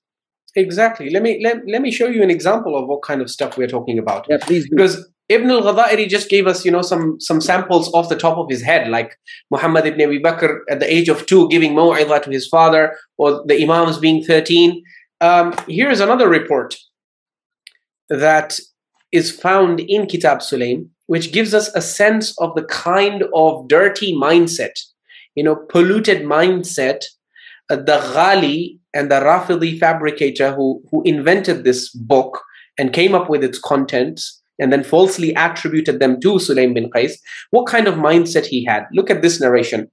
It's hadith number 24, and it's found on page 287 of the Qum edition that I was talking about, that's edited by Syed Zanjani, Muhammad Baqir Zanjani, okay? Here, Aban narrates from Sulaym. So you can see the chain is the same chain that goes back to Kitaab Sulaym. It goes through Aban. It goes to Sulaym. Sulaym says, Sami'tu Salman wa Aba Dhar wal Miqdad. Look at the chain. He's saying, I heard from 3 of these companions, from Salman, from Abu Dhar, and from Miqdad. Okay, pay attention. وَسَأَلْتُ عَلِيَّ بْنَ أَبِي طَالِبٍ عَنْ ذَلِكَ فَقَالَ صَدَقُوا. He says, after these 3 had narrated this narration to me, I went to Imam Ali bin Abi Talib alayhi salam just in case to confirm with him the veracity of this narration, and he confirmed it by saying sadaqu. He confirmed it by saying they indeed spoke the truth. So they spoke the truth. What is the narration? Here is the narration, which Salman, Abu Dhar, and Al-Miqdad allegedly narrate. They say, دخل علي بن أبي طالب عليه السلام على رسول الله صلى الله عليه وآله وسلم وعائشة قاعدة خلفه. Ali ibn Abi Talib entered into the presence of Rasulullah sallallahu alaihi wasallam while Aisha was seated behind him. So the Holy Prophet is seated, and behind him, just behind him, right behind him, al-Mu'mineen Aisha is seated. وَعَلَيْهَا كِسَاءٌ, and she had a cloak on over her. Okay. وَالْبَيْتُ غَاصٌ بِأَهْلِهِ, the house was completely full of people. فِيهِمْ الْخَمْسَ أَصْحَابُ الْكِتَابِ, among them were the 5 people who are known as Ashab al-Kitab. Among them were the 5 who are known as Ashab al-Shura. فَلَمْ يَجِدْ مَكَانًا. So Imam Ali alayhi salam, because the house was full, could not find any place to sit. He wanted to sit down, but there's no place to sit. فَأَشَارَ إِلَيْهِ رَسُولُ اللَّهِ صَلَى اللَّهُ عَلَيْهِ وَآلِهِ وَسَلَّمَ. So now imagine Rasulullah, the Messenger of Allah sallallahu alayhi wa sallam, gestured towards him. He pointed towards him and he said, Ha huna. He pointed backwards and he said, here, meaning come and sit behind me. Remember, behind him, who is seated behind him? Aisha, the wife of the Prophet. But he is telling Imam Ali, come and sit behind me, where Bibi Aisha is. فَجَاءَ عَلِيٌّ عَلَيْهِ السَّلَامُ. So Ali alayhi salam came. فَقَعَدَ بَيْنَ رَسُولِ اللَّهِ صَلَى اللَّهُ عَلَيْهِ وَسَلَّمَ وَبَيْنَ عَائِشَةَ. So Imam Ali alayhi salam came and sat between Rasulullah and Aisha. وَأَقْعَى كَمَا يُقْعِ الْأَعْرَابِيُّ. And he sat down in the manner in which a Bedouin sits down. You know, al-iq'a in Arabic refers to the way a dog sits. Have you seen a dog sitting down, the way it spreads its legs? With 2 legs like that. Yeah, basically. So Imam Ali, wal-'iyadhu billah, he spread his legs and he sat down, and the riwayah then says فَدَفَعَتْهُ عَائِشَةُ. So Aisha pushed him. وَغَضِبَتْ, because he basically ended up sitting on her. So وَغَضِبَتْ, and she became furious. وَقَالَتْ, and she said to him, أَمَا وَجَدْتَ لِإِسْتِكَ مَوْضِعًا غَيْرَ حِجْرِهِ. Could you not find for your backside a place other than my lap? Astaghfirullah. Can you imagine Imam Ali alayhi salam wal-'iyadhu billah sitting on the lap of someone like al-Mu'mineen Aisha, who was a non-mahram, obviously. She's a non-mahram for Imam Ali alayhi salam. For him to sit on her lap like that, and then for her to then have to push him. I mean, what kind of mindset can dream up things like this? But then I know even the traditional Shia watching this would be like, okay, so what was this Ghali up to? What is he trying to prove? This is what he wants to prove. He says, فَغَضِبَ رَسُولُ اللَّهِ. So the Holy Prophet became very angry because Aisha pushed Ali. So the Prophet became angry. وَقَالَ, and he said, the Prophet said to al-Mu'minin Aisha, "Ma ya Humayra." He said, "What's the matter with you, O Humayra? La tu'dhini fi akhi Ali. Do not hurt me in the matter of my brother Ali.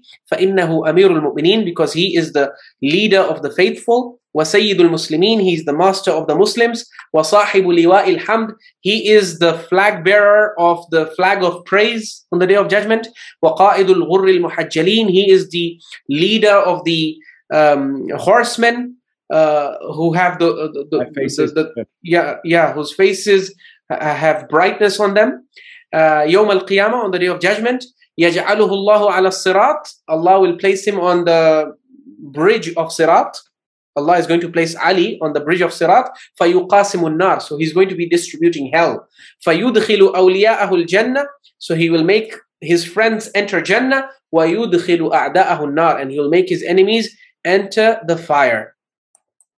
You can see here that what they've done is by doing it on al-Mu'minin Aisha is again, you know what's funny, because just the other day I was researching that some Sunni muhakkikeen have mentioned that whenever the word Humayra comes in narrations, that's a sign of fabrication.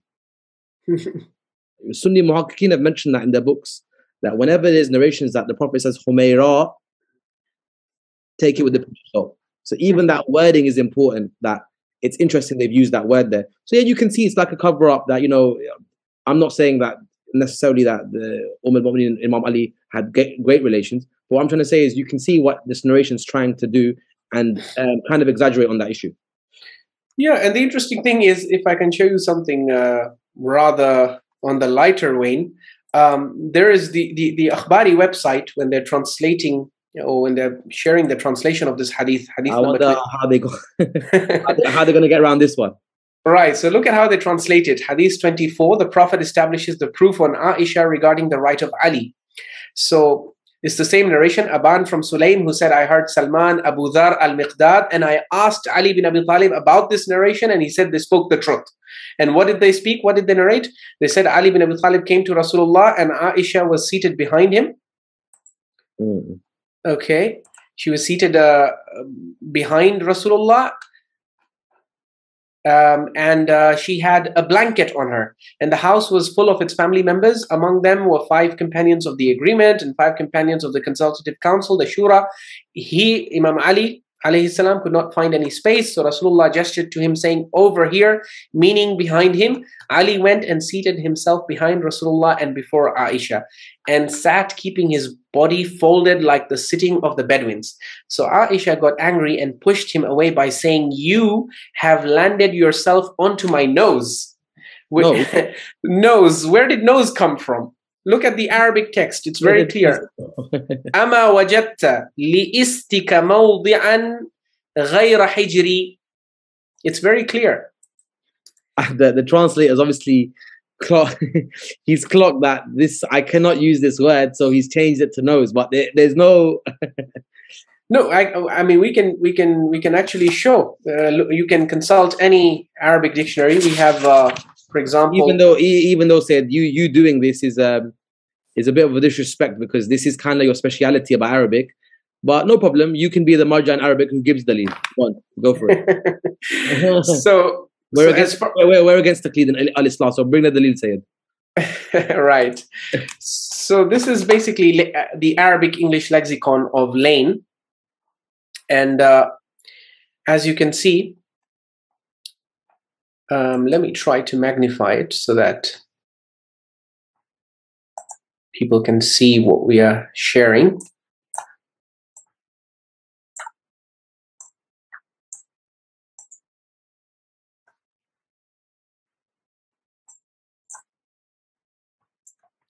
Right, so this is the dictionary entry on the word ist. Okay, it refers to the podex or the anus.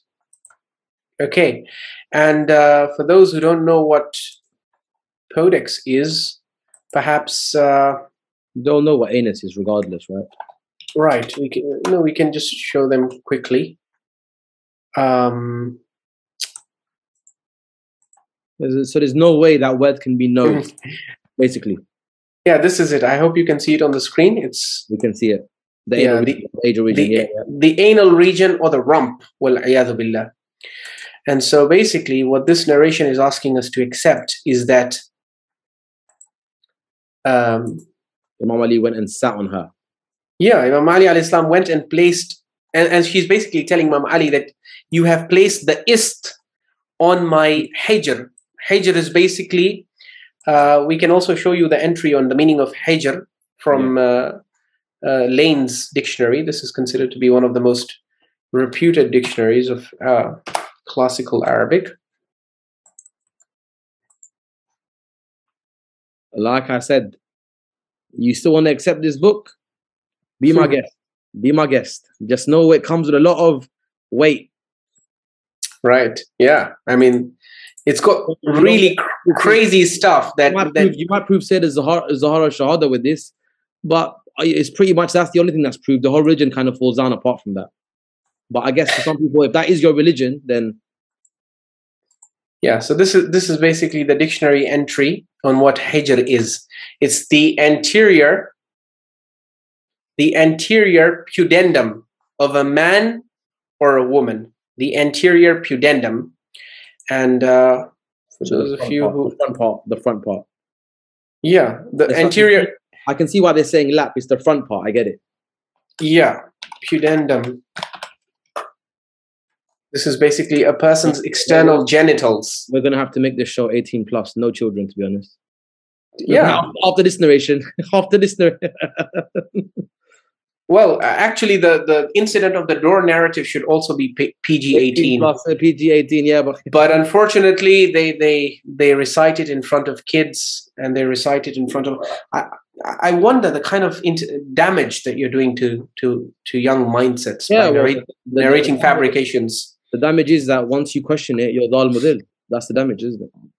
Well, how about if someone were to question this narration of Imam Ali alayhi salam, wal-'iyadhu billah? Because you see, it's not like, you can say, well, but the chain of this narration is not authentic. No, inside the book, you see, the guy who forged this book, he invented a chain for it that is perfectly, there is no way, there's no way you can reject this and accept the shahada.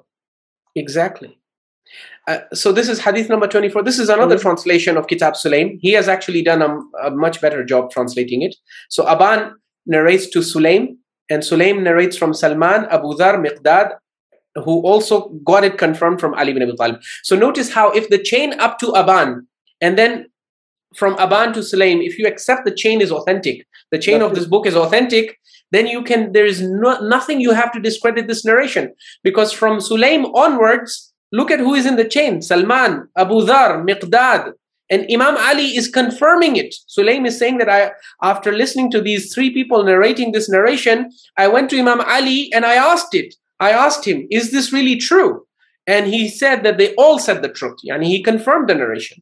And the narration has Imam Ali sitting, wal-'iyadhu billah, on the lap of al-Mu'mineen, and then she gets annoyed and pushes him and says, hasn't your backside got any other place to sit on except my lap? So now, this is the kind of khurafat and blasphemy, and this, wallahi, presenting this is in itself something that I find so distasteful. But the only reason I'm doing this, Sayyid Raza, is to awaken, to open people's eyes. Just as I want our people, our brothers and sisters, to develop some sort of ghaira and some sort of self-esteem and respect, whereby, just as it's mentioned for Abdul Razzaq, the great muhaddith and narrator, rahmatullah alayh, he was an early Shia, but well revered by Sunnis and a teacher of Imam Ahmad ibn Hanbal. And when they mentioned Muawiyah bin Abi Sufyan in his majlis, he said, look, do not pollute, do not contaminate our pure majlis with mention of the son of Abu Sufyan. And so I wish our traditional audiences could also develop this kind of principle, whereby they tell the scholars and the speakers who sit on the pulpit and narrate from a book like Kitaab Sulaym, to tell them that, look, please do not present us fabricated narrations from a book that has got filth and nonsense of this kind. Okay, because just because you want to prove, again, honestly speaking, I have husn azan for a lot of the Shia. I don't think they even know what this book contains. I think all they know about this book is Sayyid Zahra Shahada. That's an early source. Sulaym, we believe in it. I think if they had read this book themselves, they themselves would say, like, we don't believe in this. Exactly. And that is the opinion, by the way, of Al-Allama al-Sheikh or Ayyatullah al-Sheikh Muhammad Taqi Tustari, by the way. Okay. He actually defends ibnul Ghadairi. Muhakkik al-Tustari was ahead of his time, rahmatullah alayh. Definitely ahead of his time, and I can share with you his statement about ibnul Ghadairi.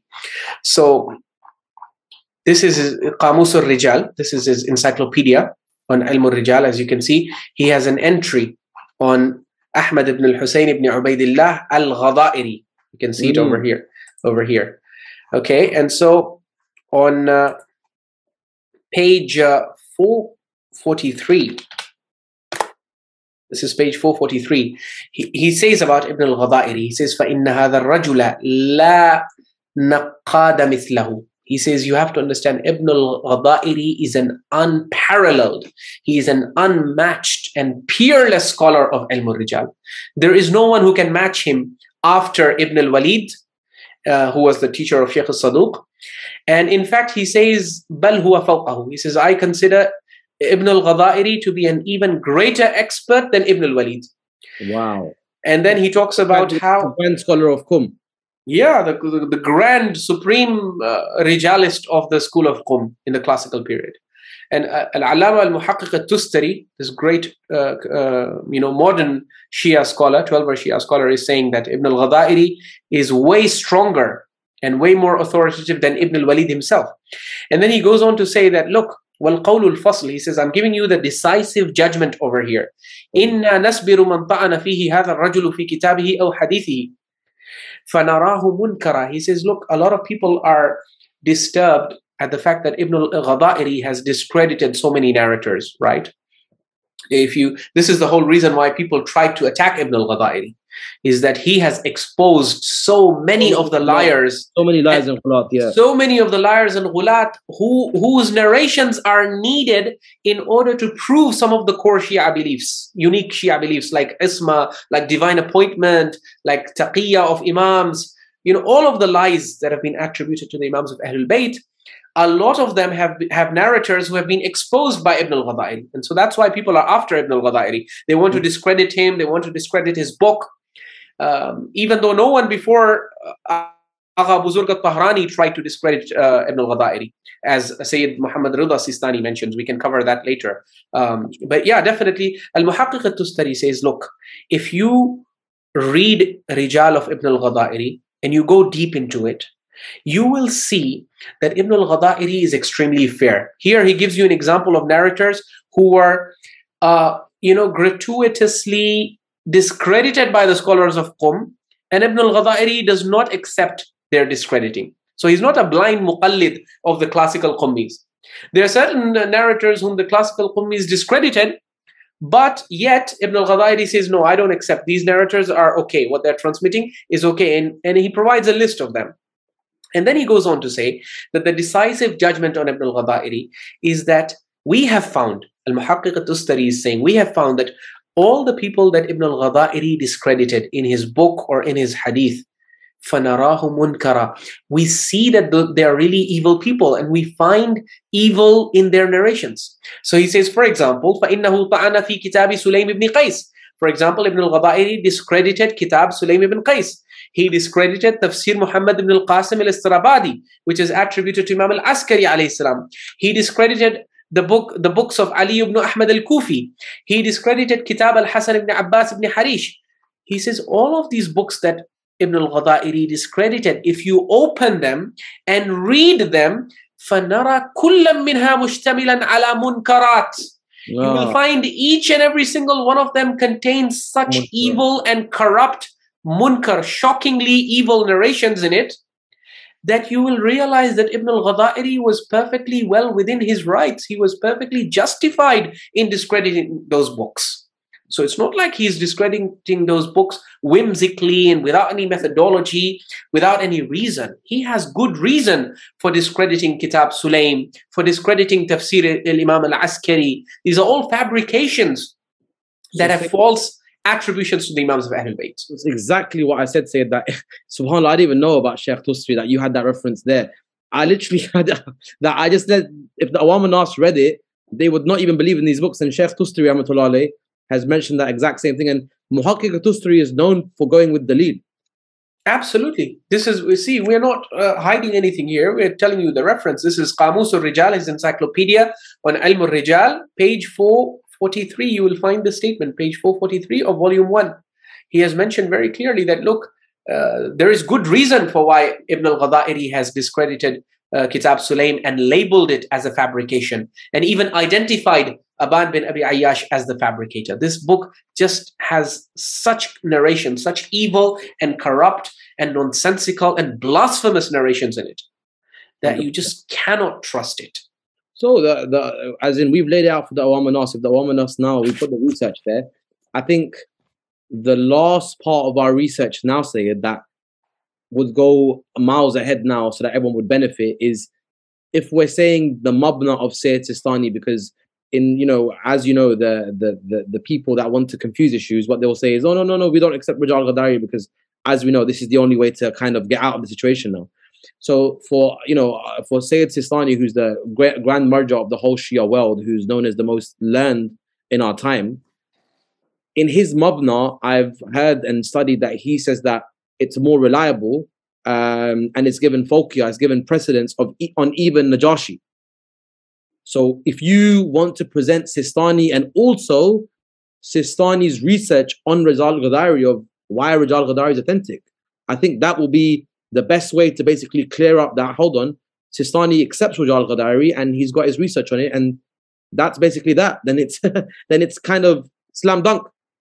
Exactly. You see, the problem with Rijal ibn al-Ghadairi was in the beginning, in the time of Sayyid al-Khu'i, not enough research had been done on it. And so what was popular in the time of Sayyid al-Khu'i is that they were unable to locate authentication for Rijal ibn al-Ghadairi. So they were not sure if they could rely on Ibn al-Ghadairi or not, because they were having problems identifying authentic chains of transmission for it. And that's why Syed Seestani, in volume 1 of his Mu'jam Rijal al-Hadith wa Tafsil Tabaqat al-Ruwat, he very frankly wrote, he said, Rijal ibn al-Ghadairi is not established. We don't have proof to establish its authenticity. This much is okay. This much is also known to a lot of people. The problem is, and I've seen this in research papers written by Federation scholars. As I told you, there was that research paper written on Ziyarat Ashura. They mention this part. They say, see, Sayyid al-Khu'i has discredited Rijal ibn al-Ghadairi, and he has mentioned that we don't have proof of its authenticity. What these scholars don't know is that Sayyid al-Khu'i, his stance and his opinion was based on inferior research, because he didn't have the resources. After Sayyid al-Khu'i, his student, Ayyatullah al-Uzma Sayyid Ali al-Husayni Seestani, he continued the research, and he was able to find even higher degree of proof as far as authenticity is concerned for Ibn al-Ghadairi, to the point that he placed it on a higher pedestal than even Rijal Najjashi, which was what Sayyid al-Khu'i used to mainly rely on and consider as the most authoritative work. Now, where is the proof of this? This has been documented in books. I'm very grateful to Al-Islah admins for providing us with the whole encyclopedia of Syed Seestani, and also for making this very important, crucial book available for us, so that we can show it to the general public. We are Al-Islah, Sayyid. We're Al-Dalil on Al-Islah. We bring the proof. We don't just talk. We bring the proof with it. Absolutely, and we everything is documented and well referenced, and we're showing you the books. There is no sleight of hand. There is no trick that's being played on you. This ain't no majlis on the member. This is a research session. Yeah, definitely.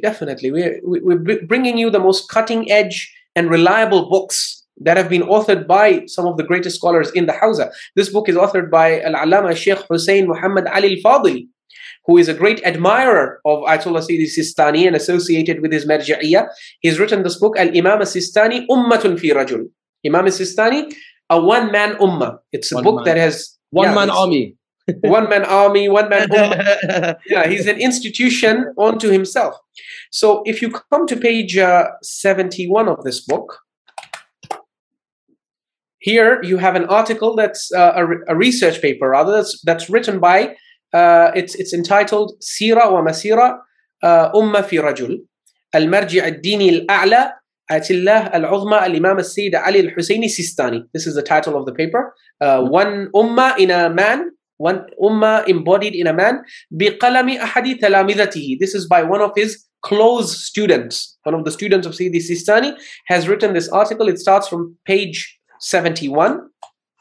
And if you come to page 79 of this article, this is the key part. The student of Syed Seestani mentions وَلَهُ آرَاءٌ خَاصَّةٌ يُخَالِفُ بِهَا الْمَشْهُورِ. Syed Seestani has certain opinions, certain research-based stances which oppose the popular opinions within contemporary Shi'i scholarship. Such as, for example... Please tell us, please tell us. For example, مَا اشْتَهَرَ مِنْ عَدَمِ الْإِعْتِمَادِ بِقَدْحِ ibn al-Ghadairi. For example, it became very popular among Shia scholarship to not rely on the discrediting of Ibn al-Ghadairi. Let me make this large so that everyone can see. Yes, yes. It had become very popular, especially after Sayyid al-Khu'i, who was the grand marja of his time. After he mentioned that we have not found proof of authenticity for Ibn al-Ghadairi, the scholars started to make this position popular, that Ibn al-Ghadairi's Rijal is not an authentic book. So he says that Syed Seestani has research-based stances that go against what's popular regarding the discrediting of Ibn al-Ghadairi. إما لكثرة قدحه أو لعدم ثبوت نسبة الكتاب إليه. He says there are two main reasons why it became popular among Shia scholars to say that Ibn al-Ghadairi is a book that we should not rely on. Why? Number one, لكثرة قدحه, because of the extremely large number of narrators whom Ibn al-Ghadairi slaughters and basically discredits. Okay, and those narrators are crucial for proving, you know, certain core Shia ghulu, pro-ghulu beliefs. Again, just a point. Believe in something first, look for the proof later. Same thing. Exactly. And when the proof does not side with you, you try to attack the proof. You change the mabna. You change the mabna, exactly. So, إما لكثرة قدحه أو لعدم ثبوت نسبة الكتاب إليه. So some scholars were having problems with Rijal ibn al-Ghadairi because it discredits too many narrators, and others were having problem with it because they did not have proof of reliable transmission. They did not have proof that the book of Ibn al-Ghadairi is reliable and authentic. فَإِنَّ سَيِّدَنَا الْأُسْتَاذ لَا يَرْتَضِي ذَلِكَ. He says, but that was until Syed Seestani assumed the marji'iyya. After Sayyidina al-Ustad, our master, our teacher, Syed Seestani came to the center stage, he made it clear that he is not satisfied with what is popular. He does not accept the popular view that Rijal ibn al-Ghadairi should not be relied upon or that it is not a trustworthy book. بَلْ يَرَى ثُبُوتَ الْكِتَابِ. Syed Seestani, on the contrary, he considers this book to be established. He considers this book to be genuine and bona fide. وَإِنَّ ابْنَ الْغَضَائِرِ هُوَ الْمُعْتَمَدِ فِي مَقَامِ الْجَرْحِ وَالتَّعْدِيلِ. He maintains, Syed Seestani maintains, that Ibn al-Ghadairi is the ultimate authority, the ultimate reliable authority in as far as jarh and ta'dil, yani ilm al-rijal, as far as authenticating and discrediting narrators is concerned. Syed Seestani considers Ibn al-Ghadairi to be the ultimate and foremost supreme authority. Akthar min al-Najjashi. This is the point you were mentioning, Sayyid Raza, that he considers him akthar min al-Najjashi, even more than al-Najjashi, whom Sayyid al-Khu'i used to refer to as khirritu san'at al-Rijal, as the ultimate expert and authority in ilm al-Rijal. Syed Seestani begs to differ. He says, no, we have a scholar of Rijal who is even more authoritative and even more expert in ilm al-Rijal than al-Najjashi himself, and also a sheikh. By sheikh he means a Sheikh Al-Tusi wa amthalihima. So he considers al-Najjashi to be superior in terms of authoritativeness to both Al-Najjashi and Al-Tusi and also other scholars like them. وَيَرَى الْإِعْتِمَادَ عَلَى مَنْهَجِ الطَّبَقَاتِ, and he believes in following the methodology of tabaqat, in identifying the rawi and in authenticating him, and in finding out whether a hadith is musnad or mursal, the way his teacher Sayyid al-Burujurri had established. So this, Maulana, this is a reference from the book by a top student of Syed Seestani, affirming this idea. And apart from this, I can also show you his website. Okay, yeah, on his on his website, yeah. On his official website. See, this is, let me show this to you, Seestani.org. No, Syed, are you sure that's not some made up Al-Islah website? No, this is Seestani.org. I will ask the admins to paste the URL in the description so that viewers can basically go and visit this page themselves. The next thing, Al-Islah is going to be accused of making up websites as well. Come on, we cannot afford to do that. See, there, every show that you do, the Qummis, our learned Qummi friends, resident alims, everyone was watching this. So fair enough.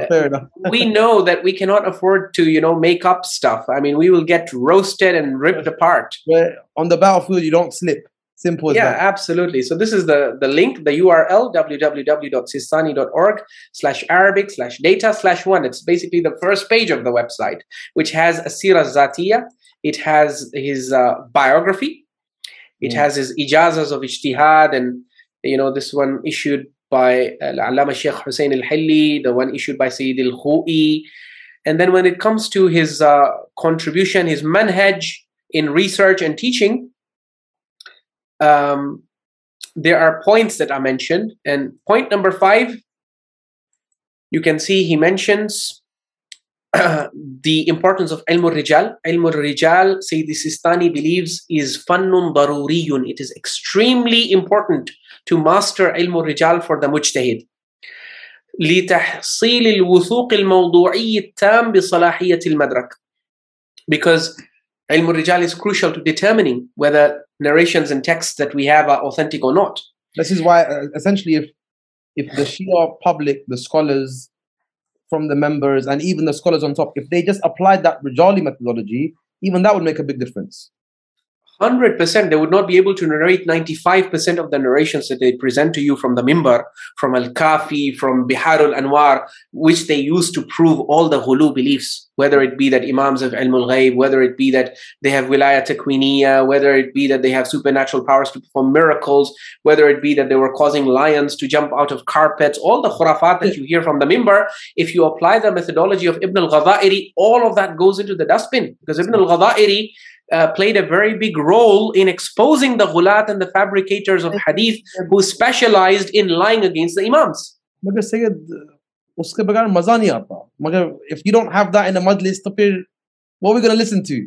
No, but this is where we need reform. We need to reform the mindset of the public as well. You see, just as we want to bring the public to the level of Abdul Razzaq, that early Shia who could not tolerate to hear false fabricated stuff in his majlis. I think 100%. If our audience also develops this ability, this heightened sense of sensitivity, that this is the mimbar of Rasulullah, we should not be promoting lies about Ahlul Bayt from it, especially the kind of lies that have the potential to create fitna in the ummah, to create disunity, to fuel sectarian tensions. If the public were to simply develop this mindset, I believe that would go a very long way in preventing people from presenting narrations from Kitaab Sulaym bin Qais from the Mimbar. If someone from our Salaf like Ibn Kibbar Razi came back today, what would he, if he saw us on the Mimbar in our scholars, he would be like, what sect is this? What sect is this? Sheikh Abdullah al-Mamqani is actually very frank. In Tanqih al-Maqal fi Ilm al-Rijal, he actually says that if the classical scholars of Qum were to come today in Qum itself or Najaf, they would drive out all the scholars. Before the public, they would drive out the scholars and the marajih. Yeah, because that's not my statement. That's Ayyatullah Sheikh Abdullah Mamqani's statement. Don't blame us, blame Mamqani. Simple as that. Yeah. We actually we have covered this statement in one of the very first lectures of Al-Islah. We actually showcased the reference, the page number, volume. Mamqani, you showed it. You've got that 100%. Yeah. So this is his official website, Syed Seestani. And you see here what is mentioned. It says, for example, it has become very popular not to rely on the discreditings of Ibn al-Ghadairi, again, because of those two reasons, that he discredits too many narrators and there were issues with transmission of his book. But Sayyid al-Ustadh does not accept this.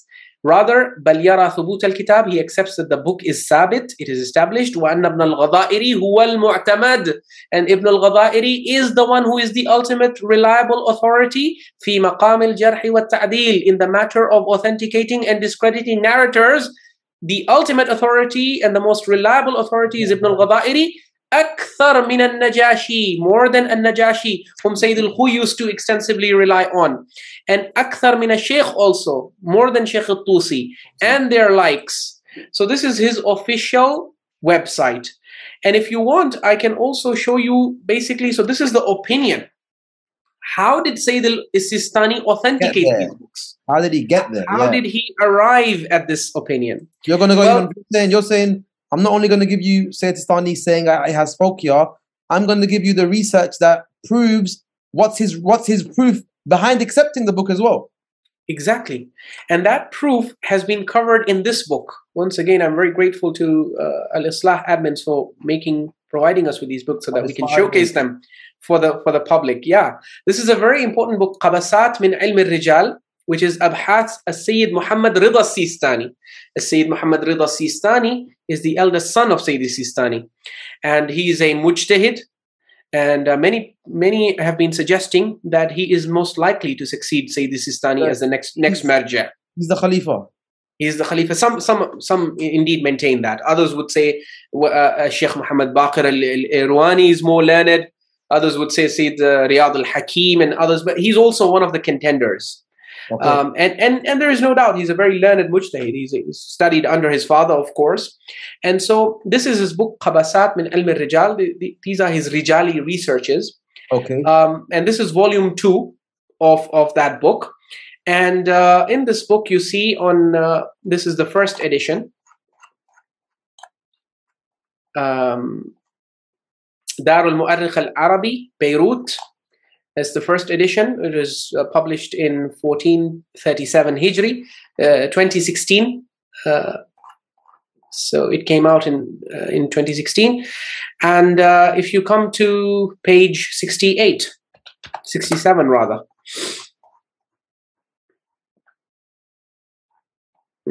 Sorry, 67.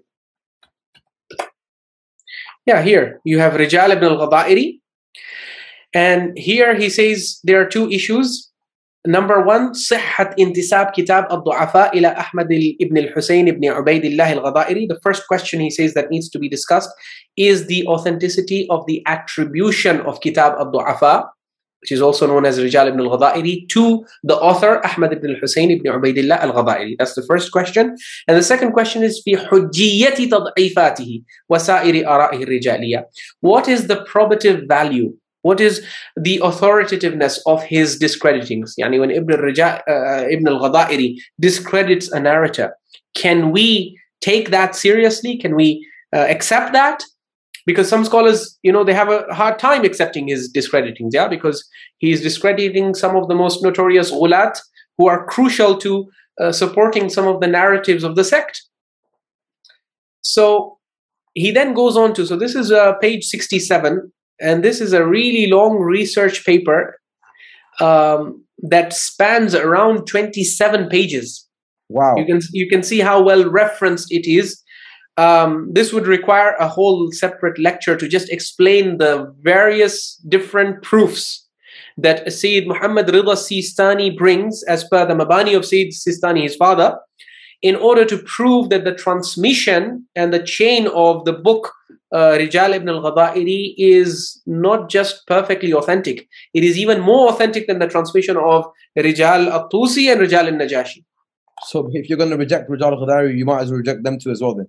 Well, then you might reject Ilm al-Rijal lock, stock and barrel. There's no Ilm al-Rijal left if you reject these books. You might as well reject Rijal al-Kashi while you're at it.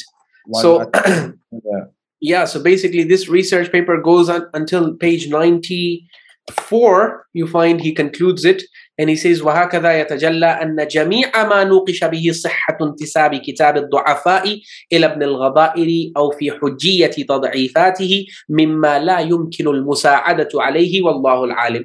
He says, and this is how it becomes absolutely clear that all the points that have been brought to question or create doubts about the authenticity of the provenance of Kitab al-Du'afa and its attribution to Ibn al-Ghadairi, and also all the doubts and questions that have been raised about the probative value of the discreditings of Ibn al-Ghadairi.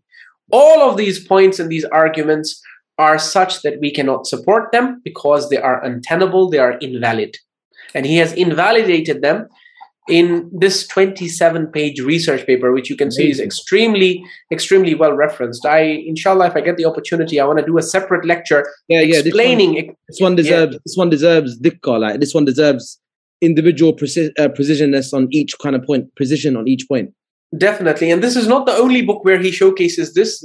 As you can see, this is another book by him, Wasail al-Injab al-Sina'iyya, Dirasa Fiqhiyya. Okay, this is his book on ART, or assisted reproductive technologies, okay, which basically deals with fertility treatments in which either eggs or embryos are, handled. They're surgically removed from the woman, and then they're made to interact with the sperm, and then return back to the So basically, this is it's in 694 pages. It's a detailed fiqh discussion, and in this book, if you go to, for example, this is also published by Dar al-Mu'arrikh al-Arabi, Beirut, Lebanon, and it is the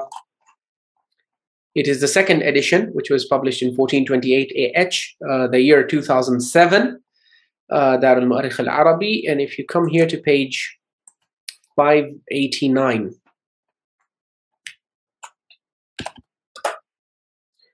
you have the 7th appendix, Al-Malhaq al-Sabi' Hawla Rijal ibn al-Ghadairi. And again, you have that same research through which he proves the authenticity of the transmission of Rijal ibn al-Ghadairi, as well as the probative force and value of the discreditings of Ibn al-Ghadairi. So basically, this goes from page 589, it goes up to page 620, is where this particular section ends. And he ends by concluding that Rijal ibn al-Ghadairi is perfectly authentic. And so that should explain to you why Syed Seestani authenticates the book and regards it to be so supremely reliable, even more so than the Rijal of Sheikh Al-Tusi and Rijal of Najjashi. So Syed, basically that is as a outstanding research. Basically, if you look at the whole kind of lecture today and the whole discussion today, basically what we've kind of discussed if we go as a summary, we've just discussed what this Kitaab Sulaym is, what the background of it is, what kind of narratives exist in this book. We've given just one example of other narrations that exist. There's other kind of disrespectful narrations in there that make no sense, that are disrespectful to both Imam Ali, the Prophet, and his wife in different ways. There's actually other narrations about, there's the bed sleeping narration, the bed sleeping. I'm just going to give it a shout out to that. The viewers are going to think, wow, bed sleeping. I'm just going to say that and leave it in their mind, so they go read the book. I don't even need to show, I can't even show that narration on YouTube because I don't even want Sunnis to know. How about that? I mean, the one that I don't even want Sunnis to know that narration. the one that we showed was bad enough, I'm telling you. Yeah, matlab that. I think we can call it a night on that one. Yeah, we could call it a night on that one. Then you've kind of gone over, okay, apart from the narrations in that book, you've gone over what have our scholars of Rijal, like expert scholars of Rijal, said about it. You've brought in Rijal Ghadairi, you've showed that Rijal Ghadairi is accepted by people like Tustari, people like Seestani. And then you showed that actually, why have people like Seestani even accepted it? And shown that he has a whole long research showing why this book is accepted. And you showed damning evidence from Rijal Ghadairi itself, proving that Rijal Ghadairi considered this book of fabrication clear cut. So from every angle, this is like kind of the base of this whole incident. And we know there's other chains for this incident as well. We're privy to that, alhamdulillah, we have that knowledge. But this is kind of the base where all Shia scholarship generally builds upon. So if the base is gone, other narrations can get dealt with no issue, because they have nothing with reliable chains from reliable books with clear-cut statements. It's always missing one issue or the other. Reliable chains, reliable books, clear-cut, not mubham statements. Clear-cut, where it says what happened. They'll never be able to prove it. It's always an issue with the book. If there's an issue with the book, there's an issue with the chain. If there's no issue with the chain, there's an issue with the mutton. It's not clear-cut. So there's always some problems. And that itself should tell you that an issue like Sayyid Zahra Shahada, one of the good principles said, as you know, that if an issue that should be mutawatir is khabr ahad, that itself tells you it's fabricated. Absolutely. I mean, an incident like that should have been reported by all the mainstream sources. I mean, and you can't say, well, they could not. Imam Hussein alayhi salam's martyrdom is mutawatir. So if his mother had been martyred, it would also be mutawatir. These are what you call established facts. We don't even need Rijal for Imam Hussein's martyrdom. They try and put that kind of mabna on the shahada of Sayyidah Zahra, and it's like it doesn't fit in, because where's the exact existential history of a fact? Meaning, we know that countries exist, we know events happened, World War II, we know it happened, it's ma'loom. In the same way, when you talk about this, the martyrdom of Sayyidah Zahra, it's not ma'loom. It's actually only narrated within your Turath, our Imami Turath, albeit with liars, majhul, unknown narrators. Yeah, absolutely. How can we impose this on the Ummah? We can't prove it to ourselves, let alone someone else outside the sect. Exactly. Now, I didn't mention specifically at the end, maybe I don't know if we want to leave that for another show. We didn't go into too much detail. That does this mean, on a research perspective, Sayyid, that we reject mutlaqan, that this is all made up, nothing ever happened? No, I don't think. If you look at our research and you look at kind of the work that we put in and kind of our research and what the Shia narrative actually is, not the Ghulat narrative, the Shia narrative. If you look at the actual Shia narrative, there is enough research to tell you that there was an altercation that happened outside the house with host Umar, and they came outside the house in terms of a potential threat to burn the house, or if there's not a potential threat, at least a concept outside the house where they were telling Imam Ali to come and give bay'ah. We have enough evidence from the historical sources, but we can talk about that another day. But that's just kind of just putting it out there that we have enough evidences that something like that happened outside the house. And even an altercation with Hazrat Zubair outside the house. We have enough evidence for that. But we stop where the narration stops. We don't add. Exactly. But the narration stops, we stop. Yeah, I mean, even the Ghulat, when they fabricated stuff, they always tried to search for something. Where there is smoke, there is a fire, At times, exactly. So what they did was that it's not that they just invented everything from thin air. There was something that happened outside the door, outside that house. And what you have in Sunni sources and also in Shi'i sources is this idea that the Ahlul Bayt alayhi salam, after the demise of the Prophet, they were gathering in the house of Sayyidah Fatima salamullahi alayha, the Banu Hashim, and those sympathetic to the Banu Hashim. They were gathering in the house and they were having meetings and deliberations to determine the course of action to take. And they were angry. They were angry. They were angry and upset at the fact that the Khalifa had been chosen without them being included in the Shura. So there was a Shura that was hastily held at Saqifa, and the Banu Hashim, the immediate family of the Prophet, the tribe of the Prophet, were excluded. And the Banu Hashim were very upset. And so they were gathering inside the house of Sayyidah Fatima salamullahi alayha to discuss with Imam Ali alayhi salam and Al-Abbas and other prominent elders over there. What should we do? Should we accept this election? Should we reject this election? What should be the course of action? Because what has happened is not right. We are the family of the Prophet. We should get to have a say, and we should get to cast our vote in an election. And we have our candidate, Ali. Why isn't he chosen? Exactly. No, he didn't even have the chance to stand for the. Exactly. Yeah. That's the whole point. We want him to be the Khalifa. Give him a chance. Exactly. So they were holding these meetings. But now once the Caliph came to power, the forces that were supporting the Caliphate were uneasy and anxious at these meetings that are going on, because they're wondering what's going on inside that house. Some sort of rebellion going on. What is going Right. And they've also not given bay'ah. Remember, Imam Ali alayhi salam and his Shia also, like Ubay ibn Ka'b and the hardcore Shia, did not give bay'ah to Abu Bakr for the first 6 months. But obviously, after the 6 months, even the earliest Shia sources, for example, Kitab al-Gharat by al-Thaqafi, Waqafi. He mentions clearly that Imam Ali alayhi salam went and gave bay'ah. But we're talking about the first 6 months. So immediately after the demise of the Prophet, there are these meetings happening in the house of Sayyidah Fatima, and the government starts to view these meetings as a threat to their stability and security and their legitimacy in a way, because they don't know what's going on inside the house. And they can't predict are they going to mobilize forces, they're going to challenge our election. And actually, some narrations mention that Imam Ali and Hajj Zubair were angry, and some narrations mention they had their swords. Right. I mean, so what is that? It shows you there's a bit of anger going on, but when the Khalifa's party is thinking what's going on, there is something going on. They're angry. They're thinking, okay, there's a group of them. They haven't given bay'ah. Well, they might not know that, but I'm saying we know that today by reading the sources. Their swords, they're angry. The Khalifa's thinking, okay, what's going on here, right? Right.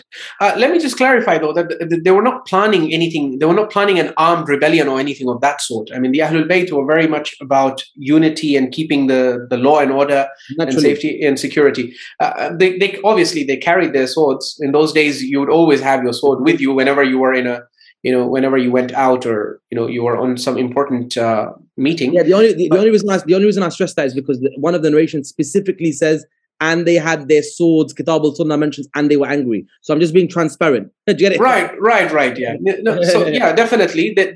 And the government was uneasy. These meetings are happening, and they didn't know what would come out of it. And so, at one point, the second Khalifa, Umar ibn al-Khattab, decides to take matters in his hands. And inshallah, in future sessions, we might cover the actual narration from the Musannaf, where that is. Yeah. The Musannaf mentions the threat. Kitaab Sunnah of Ahmed bin Hanbal's son, or is it himself? I think it's his son, or I think it's him. Is it? I forgot by memory. Is it his? Al-Khallal. Nah, it's not. It's either Ahmed bin Hanbal himself or it's his son. Abdullah bin Ahmed. Yeah, I think it's Abdullah bin Ahmed. He mentioned it al-Sunnah. As a mukhtasar, they come outside. Hajj Zubair's in there. Hajj Zubair comes outside. There's a skirmish with Hajj Zubair. They take Hajj Zubair's sword from him. And they break it. And they break it, exactly. And then after that, I think Imam Ali goes to Abu Bakr, and Abu Bakr says, I didn't want it to be like this. And Imam Ali says, listen, you never gave us a chance, this and that. And that's where the narration kind of continues. I'm kind of just paraphrasing. That's where kind of the narration kind of finishes. So what we say is, as the early Shia narrative is, we're happy to accept what happened to what the narrations state that are reliable, not to add masala on it. Yeah, so basically there was a dispute outside the house. We don't deny that. And voices were raised. We don't deny that. And in the narration of Musannaf, you even have a threat being issued that, look, if these meetings do not stop, I am going to burn this house down, including its members. Yeah. So what the Ghulat did was, this was an unmaterialized threat. It was a threat. They didn't do it, yeah. Yeah, and it's bad enough. We condemn the fact that this threat was made. Absolutely, this is. Umar should have not taken that course of action with the household of the Prophet. He should have had better intentions of them, or at least dealt with them in a more kind of loving kind of way. Because at the end of the day, whether the disputes with Imam Ali, Sayyidah Zahra are still in that house, so you have to take these into account. And we do have to keep in mind that the strict scholars of Sunni and Salafi Rijal, they do not they raise questions about this narration as well. It's not completely flawlessly authentic in the sense that Aslam was not a direct eyewitness. But so it is circumstantial evidence, but it is the kind of circumstantial, it is zan mu'tabar, yani it's something that's not too far-fetched. So because the Kitaab Sunnah narration, that one generally it's considered okay. Yeah, that's the top part's narrated by Zuhri. The bottom part has muafqat because the chain connects. So you can kind of you build with the Musannaf, with that narration, with Tabri. If you add everything up, you can kind of get like you said, a zan mu'tabar, which is compelling circumstantial evidence that something happened. As far as the threat is concerned to burn down the house, strict scholars of Sunni Rijal will deny it because they will say that the person narrating it was not a direct eyewitness. Yes, the whole debate, Yeah, to which we can respond by saying that yes, he was not an eyewitness, but he was someone who met Umar and other personalities who were there at that time. So we cannot completely rule out the possibility that he heard it from someone who was there. So, I mean, it's not slam dunk. It's not very strong, yani qat'i evidence, as we would say, but it can qualify as zan mu'tabar. So that much we can accept. We can accept that much via historical reading. That's something that we can accept. And early Shia, a lot of the early Shia did accept that. Yeah, and in that case, what we would say is that what happened was absolutely wrong. We would condemn it under, you know, with no uncertain in no uncertain terms. The house of the Holy Prophet and the house of his daughter and his door, these are very sacrosanct places. This is the house that the Holy Prophet used to stand in front of and say, Assalamu alaikum ya Ahl al-Bayt. If we were there, we would be standing with the Ahl al-Bayt there. We would Definitely. be with Imam Ali and Zubair. 100%, because that is our tashayyu, and that is why we identify with the early Shia. We don't. So the case with the Shia is, if every year you done even though this is not the way to do it, because this is not the way of Ahl al-Bayt, but if every year you done Fatimiyyah and mentioned the threat, even though that's in of itself not the way of Ahl al-Bayt, and that's not really achieving anything, but at least if you done that, I would be like, at least you're narrating what happened. Right. Yeah. Well, at least if you would. No, I would actually prefer that. We are not saying in any way that we're not saying that Sayyidah Fatima salamullahi alayha should not be remembered. We absolutely believe. The Quran says, وَذْكُرْ فِي الْكِتَابِ Maryam. The Quran encourages us to mention, Allah says, mention Maryam in the book. So Allah likes that His pious and righteous servants should be remembered. But obviously, look at how the Quran mentions the story of Maryam. It mentions it in a way that brings out her moral excellence, her chastity, her piety, her virtue, her trust and reliance in Allah subhanahu wa ta'ala. So if our commemorations, instead of focusing on false and fabricated narratives that are designed to make people cry unnecessarily, if instead of focusing on that, we were to focus on the legacy of Sayyidah Fatima salamullahi alayha, her life, her piety, her taqwa, her jihad, in her struggle to defend Rasulullah sallallahu alayhi wa sallam, her commitment to the deen, basically inspiring lessons from her life and legacy, that would be something we would all support and like to be a part of. Yeah. You know what's funny? Many of the Shia, and we'll pretty much finish off with this, many of the Shia in their lectures in Fatimiyyah actually do try and go towards this angle where they're just mentioning other things about Fatima, which is good. My problem is that there's always an elephant in the room, which is, imagine I believe that the martyrdom happened, but for 10 days I talk about how great she was and don't mention that. What do you reckon the Shia would say to me? They'll say, bro, why aren't you addressing the elephant? You're addressing everything, how she prayed, how amazing she was. You don't mention how she was martyred. So you're in a catch-22. The only way to move on and mention the fadail without kind of looking inconsistent is to say, listen, I don't believe in that. That's why I'm not mentioning it. Exactly. And let me be honest with you, Sayyid Radha, I've been reciting Ayyam Fatimiyyah for many years. And when I used to recite Ayyam Fatimiyyah, the lectures, it used to be on women's rights in Islam, dispelling misconceptions that people have about women's rights, inheritance, testimony, all of these kinds of things that Islamophobes and anti-Islamic critics are spreading, that Islam is a misogynist religion, that promotes male chauvinism and all of that. And I used to use, the example of Sayyidah Fatima salamullahi alayha and talk about the Quran and the Sunnah and the teachings of Ahlul Bayt and the maqam and status of women in Islam and all of that. And I never recited the incident of the door. And I imagine some of the audiences may have been restless because of that. Yeah, did anyone ever ask you, did anyone ever ask or ever look at you like, when is it coming or not?